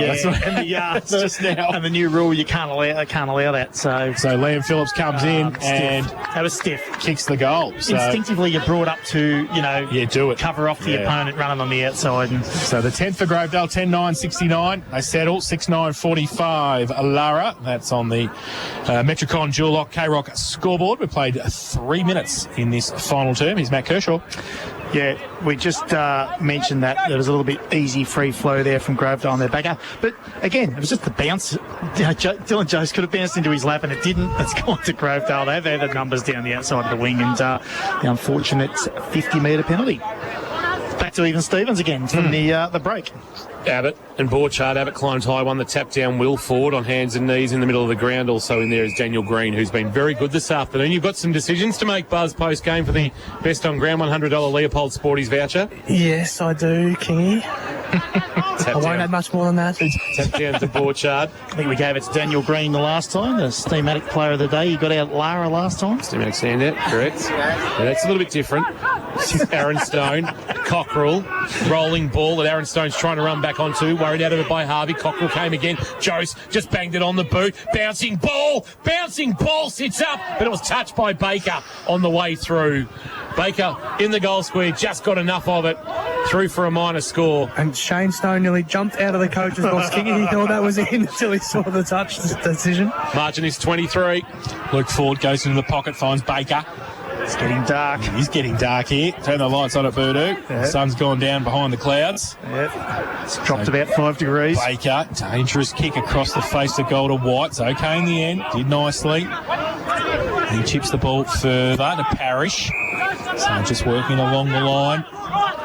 Finn Parrish has got the footy. It's still in the back pocket. Thought about cross or short kick. Seymour under pressure. Stone. Handball underneath was good to Yallen. Oh, his handball went back, was going to go back to Stone, but didn't hit the target. Now Will Ford, chip over the top. Indy Parrish has taken the mark. Just settle play. You can hear the words, Indy, give me the ball. And he does. He goes to Abbott, right on the boundary line. Handball back to Finn Parrish. Handball over the top to Ford. Will, now from centre wing, goes to half forward. It's a good kick. And Delaney presents, takes the mark on the chest. He goes to the big fella. He comes out. And cocked one high as well. In the face. And K-Rock Zone takes the mark and will shoot from goal, 45 out, 45-degree angle. And he has kicked 3 this afternoon. Self a little one in each quarter. Yeah. So that's 72 goals for the year if you do that. It is. It'd be nice. So he's going better than that, though. He is. He is. Mark number 5 for the day. K-Rock Zone, Torquay Road to the end. Torquay Road of Boodoo Reserve comes in. He's got the big fan club behind the goals as he walks in. Right foot kick. Looks pretty good off the boot. And they're pretty happy behind the goals, and so's he for goal number 4 this afternoon to Tom Gillett. And the 11th for Grovedale, 9.75. And they lead Lara 6-10-46. And that is on the Metricon Geelong K-Rock scoreboard. We played 6 minutes on the total time clock in this 4th quarter. And here for Wilson's Real Estate. Wilson's Real Estate, Geelong property done properly is Matt Kershaw. Yeah, look, when Lara lose the ball out of their back half and it gets to sort of post that centre halfway into Grovedale's half, they seem to just score fairly easy when the ball gets in there this quarter. So Lara need to get their pressure back on and keep it in their forward half.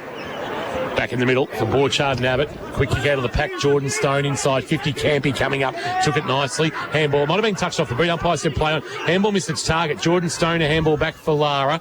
Robertson to a man coming off half back in Spence, his captain. He goes wide and O'Meara down around his bootlaces. Has taken the mark. Lights are on here at Boodoo Reserve. So they're taking our advice. Out of wing. He sends it into the left forward pocket. Oh, good stretch. Mark Tomicic. Nice grab. Late Hamlin hanger contender. Day's just beckoning to say, hey, kick it in my direction. I'll do the rest. He flies against 3. He brought it to ground. Abbott, the unlikely rover. Handball to Harvey. Harvey to Finn Parrish. He kicks on his non-preferred left. Tomicic again. Back with the flight. Day, once again. If Smith has gone back to provide an extra bit of coverage, Tomicic just sets it up. Mitch is surely being held on, so he's got to take a free kick. Umpire put whistle to mouth and didn't pay anything. Luke Smith was hanging on. The umpire's got to pay that. His intention was nothing other than Mitch Day. The ball underneath the pack. It's Cockrell or Green. It's Green underneath all that. We'll get a ball up 20 out from goal, but they've got to pay that. That's a great call, King. He put the whistle to his mouth. So contest, Day gets it down. Quick kick out of the pack by Cockrell. Oh, that would have been nice. Sorry, it's Ettridge, in fact. Wow. So he's second behind the Day, Bailey Ettridge. They had 9 players in Mitch Day's vicinity and in a 10-metre radius. 6-11-47, Lara. They trail 11-9-75 Grovedale. Need a score here in this sort of this next 30 to a minute in their area. Baker goes across the face of his defensive goal, drives a kick looking for Phillips, who marks just inside defensive 50 on his chest. It's a great kick. Davies playing game number 7 after debuting back in round 1. He goes across the face of goal into the Social Club pocket. The mark taken out there by Campy. Campy on the right boot sends a kick out to the lead of Abbott. Abbott shares it by hand with Deans in the Old Firm link up. Kick towards the wing for Grovedale towards Chafer. Chafer in front of McKay. Went to ground. Holds it in the left hand, Cooter style. Then snaps around on the left boot. Rolling ball. Indy Parrish tried to keep it alive, but only in doing so got it to Weagle. Weagle for Lara. Underground handball to Spence. Spence's floating kick not great. Abbott couldn't mark, but had time to go back and get it. Had his handball affected, and then he gave away a free kick. Umpire didn't see it that way. Thought it was too high. Chafer, he lays a tackle on Borchard, brings him to ground. Ball up will take place just forward of the wing, favouring Grovedale, who attacked the Torquay Road end in this final term. Thanks to Metricon Dual Lock, they lead by 28. 75 plays 47 in this final term of GFL Match of the Day on K-Rock Football. Ball up. Abbott got it down. Chafer's across there as well, helping out. The Lara boys working hard at ground level. Can they pick it up though? Ford can. His handball.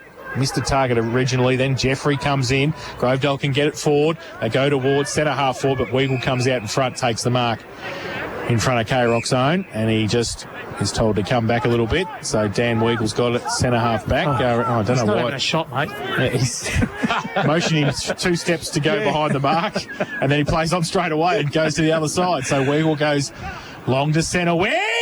Big pack there. Robertson got up. Oh, that would have been it, but they've left Grovedale out the back, and they can go towards Finn. Parrish has to sit and wait.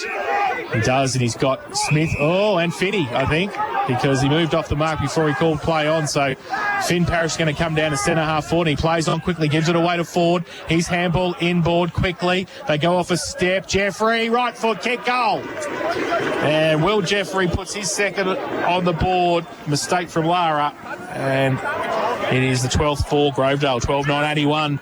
They lead Lara 6-11-47. Metricon Dual Lock K-Rock scoreboard. 10.5 played. Final term, and here for Wilson's Real Estate is Matt Kershaw. The Grovedale player was always looking to turn on the outside and kick it out to the wing to spread the game open, but Josie just got a little bit overexcited because the umpire hadn't called play on. He might have moved off his line a few times, but he was a bit stiff on the 50, but that's the rule.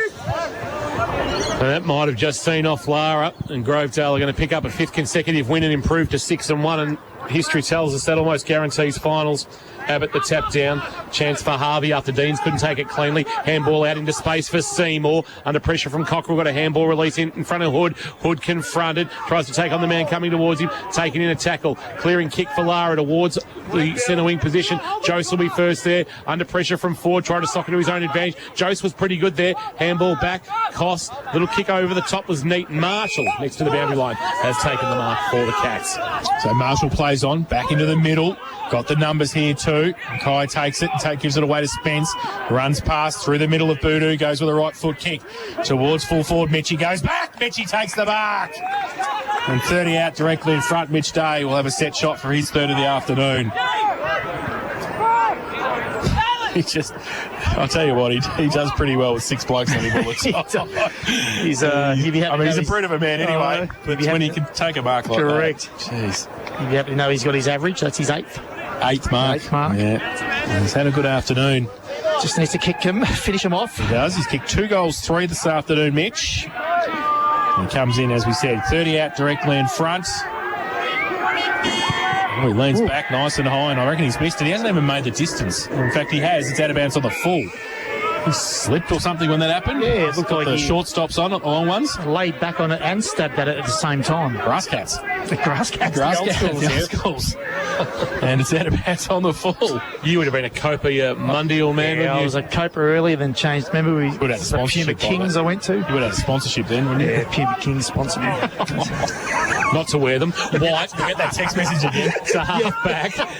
And back with the fight. Marshall takes a good mark on the chest, right at the edge of the centre square. The Tim Ward message. It wasn't great. Swing onto the left. Boot down low. Day couldn't take it on the half volley. Baker was good. Clean hands to Harvey. That's holding the ball umpire. There's Jose barging his way through. Handball off. Quick snap. Stone for his third. Hit the post 2/3 of the way up. A little bit stiff there, Aaron Stone, but the free kick should have been paid earlier. Oh, they've missed a few, I reckon, on the Lara Cats this quarter. Stone with 2-2 for the afternoon by my count, and the margin is 33-81, playing 48 on the Metricon Dual Lock scoreboard. K-Rock Football GFL match of the day. Well, they've turned it over nicely here, Lara, and Grovedale turned it over, and Lara did nice to get it back into Hancock. Jordan Stone, nice chiselled kick. He did. He had Hancock one out next to Jack Baker in the square, and he has taken the mark. So, because this is the 7-point play, that's the way to do it. Exactly right. Yep. So, Tom Hancock. Do that 5 more times and it's game on. So we've got about 10 minutes to go, but that's fine. And he comes in. Very deliberate, 15 out. Right foot kick. That's a better kick. Yep. I'm happy with it. He's happy with that. So, Tom Hancock kicks his first of the afternoon. And the 7th for the visitors. Lara 7-11-53. They trail Grovedale 12-9-81. Metricon Dual Lock K-Rock scoreboard. Dual occupancy by Metricon, helping Victorians develop their land. Call 1300 Metricon. And in the experts chair for Wilson's Real Estate, here's Matt Kershaw. Pressure back on Grovedale then. So that was really good by Lara. They forced the turnover. And Jordan Stone, some nice, neat skills, and lowered his eyes. Could have easily blazed away. And good to have a secondary option in that forward line. And Kersh's brother Aaron has come to the bench in the hands of the trainers. Looks like a right shoulder. Oh shit, that's not good for him. Jeez.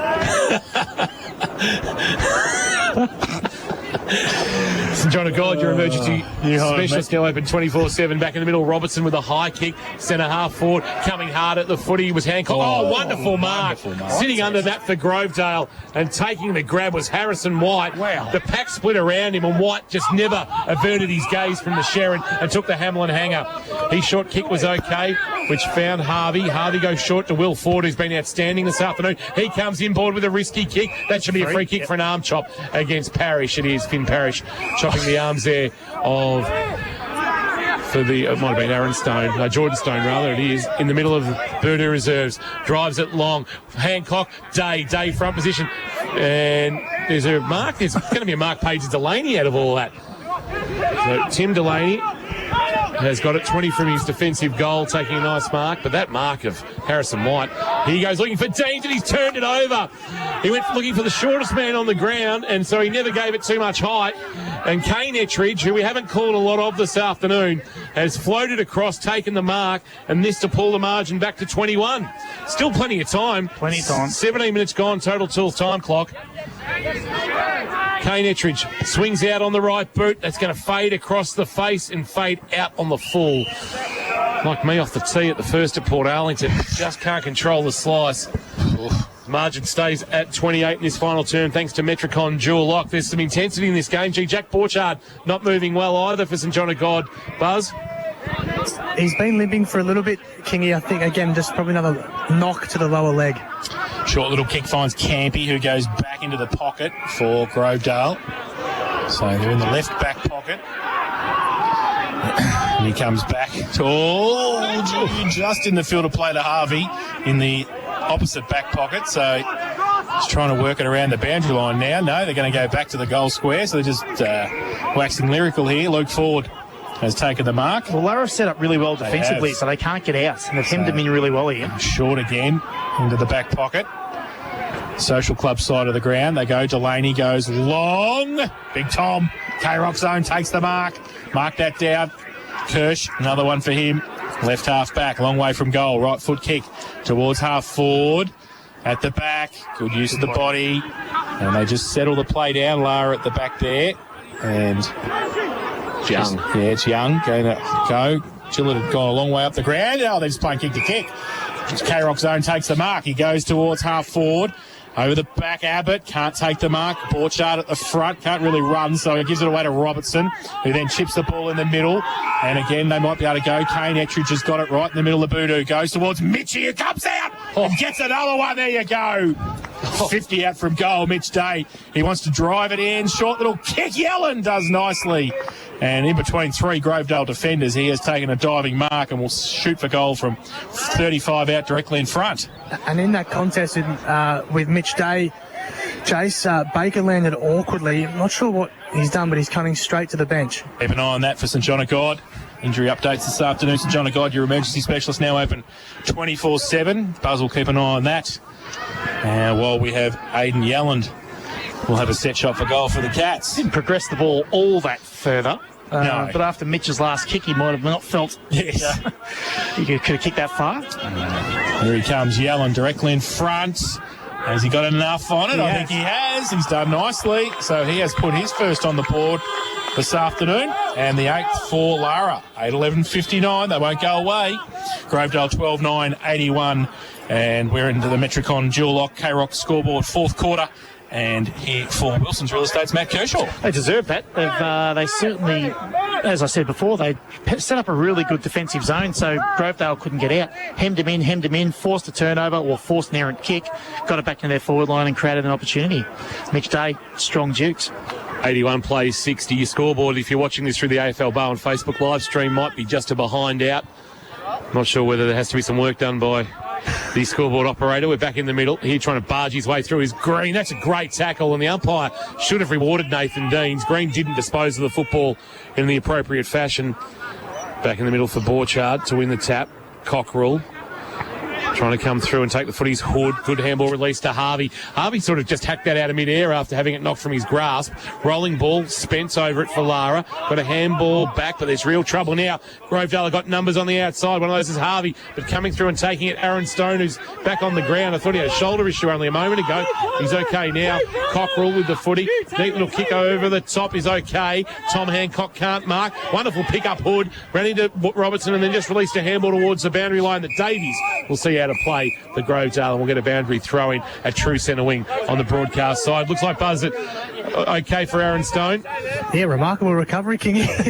He came off, he was cradling his right shoulder. Must have just been a light stinger. A light stinger. Ball back into play. Abbott won the tap down. Dean's front of the pack, socket off the ground by Cockrell. It went over the head of Davies on the bounce. Coming out and meeting it was Jose, and then knocked out a play by Tim Delaney, and we'll get a boundary throw in at left half forward for the Cats. They trail by 21, but they are coming hard as we've ticked over 21 minutes gone on the Total Tools time clock in this final term of action, thanks to Metricon Dual Lock. Right in front of the best seats in the house, thanks to APCO Cafe 24/7. Boundary throw in. Borchard in front. Abbott from behind. Goes to the back of the pack. Jones runs past it. O'Meara's there as well. Falls out the side. Oh, O'Meara, can he pick it up though? He runs towards the goal. He gets wrapped up. Couple against him. And then he gives a high tackle away. The umpire says play on. Now we come in and ball it up. Jakey Marshall was really good then in that stoppage on the fly. Let's see if he gets on the fly on this one. O'Meara getting up. The umpire picks the ball up. We're about 35 out from the Lara goal. Day in the ruck, taps it over the top. And back towards Cockrell, who gets up. Then he gets tackled. He can't get free. Mitch over the top as well. Mitchy Day comes in, puts the tackle on. Deans is there as well. It's the short and the tall of it. And the umpire will come in and ball it up again. Lara deep into attack. 35 out from goal. Day and Abbott. Abbott gets it down. Roved. Green does nicely. Close to the boundary line. Outside the left. That is the Lambie's 7th goal of the day by Daniel Green with the outside.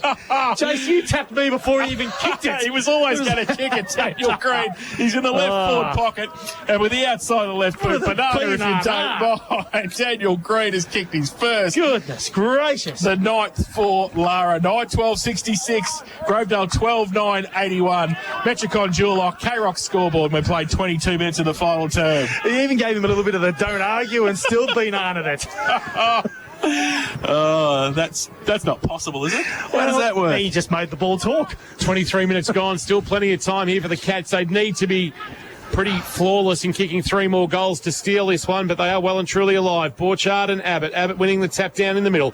Rolling ball towards centre half forward, taken by Hood. Handball released to Abbott. Bangs it inside forward 50. Ball bounces in front of Delaney. Got away from him. Chafer came hard, and then a good hit spin out of the pack by Spence, who was able to knock the ball away. Chafer, though, on his non-preferred right. Across the face. No, he's kicked it, has he? He has. I reckon he has. If you thought Daniel Green's was good, Mitch Chafer's on his right was just as good. He said, if you can do, I can do better. That was outstanding from Chafer on his non-preferred right. He kicks his 3rd of the afternoon and may have put this one to bed and seen off the Lara challenge, and that is deflating for the Cats as Grovedale push the margin back out to 21 points. They lead 87-66, and Chafer has kicked his 3rd on the Metrocon Dual Lock scoreboard. The crowd of 999 certainly getting some value in the last couple of minutes here at the Voodoo Reserve, let me tell you. Oh, the commentary box has come alive as well, might I add. Oh, gee. That was a fantastic goal by Chafer. And I've just had word coming through in the GDFL. I think it's Daniel Boyd from Werribee Centrals. Yeah. Has done a Gary Rowan. Oh, really? They've beaten Bellpost Hill in front of nobody. Back to the middle here at Voodoo, and Abbott gets it down. Jeffrey in the middle. Ford's there as well. Ford. Umpire will pay something. Holding the ball, he'll pay. And Jeffrey be careful. He threw the ball away there from the contest, but Borchard's got it. He'll want to look for a handball. Just got to go. He's going to go for the kick now. Borchard right in the middle. Drives as long as he can towards Joes, who comes out, takes the mark at left half forward, plays on quickly, 50 out. Anything you can... Oh, no, the kick was terrible in the end. It was going to go around the corner. He goes into the pocket, no mark taken. Goes to the side of the pack. Ettridge gets across there and runs out of room in the end. Bailey Ettridge, and it will be a boundary throwing right forward pocket. He's been good, Dylan Jones. He certainly was going for goal, then he just kicked it. So 25 around from the Lara goal. Boundary throw in for Day and for Abbott. It's a short throw in. Mitch might take it out of the ruck contest. He does. He kicks it around the corner to the square. Oh, good mark. And that is in front. That's where you need to be. And the mark is play on quickly. Turn around kick. And it's a goal. And that is Jake Marshall who has kicked it. So he played in front there. Needed to stand in front. Took the mark, played on quickly, and kicked his first of the afternoon. And Grovedale Lara go to 10-12-72.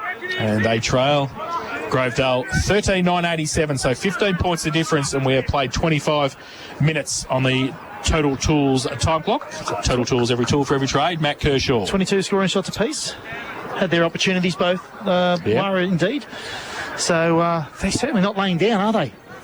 Still time. Yeah. Tomicic going in the ruck against Abbott. Abbott climbs high, won it down to Deans. Deans trying to put a handball in the face of Harvey. Harvey took it on the bounce for Grovedale. Kick wide. Taken by Phillips. Phillips gives a handball back to the voice that he heard that was Feagert on debut. He's kicked towards Gillett, knocked away by Young down there. Tracking to the boundary line was Weagle. He was pushed off it by Cam Delaney. Ball went out of bounds, though. We'll get a boundary thrown at left half forward. They're probably going to run out of time, the Cats. They are. They'll need a lot to go right, but they've lost no friends with their performance here this afternoon, and with a little bit of luck, might still be close enough to strike, but you would think they're out of it right now. Boundary thrown is a shallow one, and that boundary umpire has done a lot of work on that secondary college side this afternoon. And just needs a little bit more oomph. Need some arm curls. The Grovedale bench has got the 2-minute warning, gents. Thank you for that, Buzz. Boundary throw in. Front of the pack, taken there by Green, who's been very good this afternoon. There is the potential that $100 Leopold Sportsman's voucher might just go into the hands of somebody from the losing side, potentially. Buzz has got that call to make. Umpire tosses it up. Tomicic got up high over Gillett, won the tap down. Aaron Stone, who's been good this afternoon, a handball up towards Cockrell. Cockrell buried his head over the footy, caught one high. Umpire said play on. Will Ford snaps a kick for Grovedale. Ford and Cam Delaney has the opportunity now to put this game to bed. Man on the mark will stand about 30 from goal, if that. And Delaney can eke as much time off the clock as he likes. Grovedale will improve to 6-1, but there'll be some areas of concern potentially that Daniel Fraser will look at and go, we just need to be better ahead of a very big clash with Colac down at Australian Lamb Company Stadium next week. The unbeaten Tigers against the 6-1 Grovedale. Should be a mouth-watering matchup down in Colac. Delaney shot at goal is good. And it's game over here at Purdue Reserve. Cam Delaney kicks his second. The margin is back out to 21. Final quarter, fourth quarter. Metricon, dual occupancy scoreboard. It is Grovedale going to 93, 14-9-93, leading Lara 10-12-72. Expert this afternoon, Matt Kershaw. Plenty of cheek shown by Lara, but Grovedale in the end, just a couple more aces. Yeah, I think Lara, Shane Stone would certainly be happy with, particularly when it got out to late 20s was the highest margin, I think, 20-odd, late 20s, and could have easily expected a little bit of a blowout out to, 30 or 40 points, but geez, to Lara's credit, they have really taken it right up to the end here, and let's hope that they can finish off with a couple more goals. Abbott in the ruck, gets it down against Tomicic. Green fought hard all day. I think the don't argue might give him away there. That's holding the ball. So Matt Harvey will take the free kick. Daniel Green's go, what do you want me to do? I couldn't get the footy out. Harvey goes short. Oh, shows a bit of it to O'Meara. Smith goes in there, does nicely, rides the bump, then gets the handball away. Ford's handball was pretty good in the end to get it away out of a tackle. Now it spills free, O'Meara.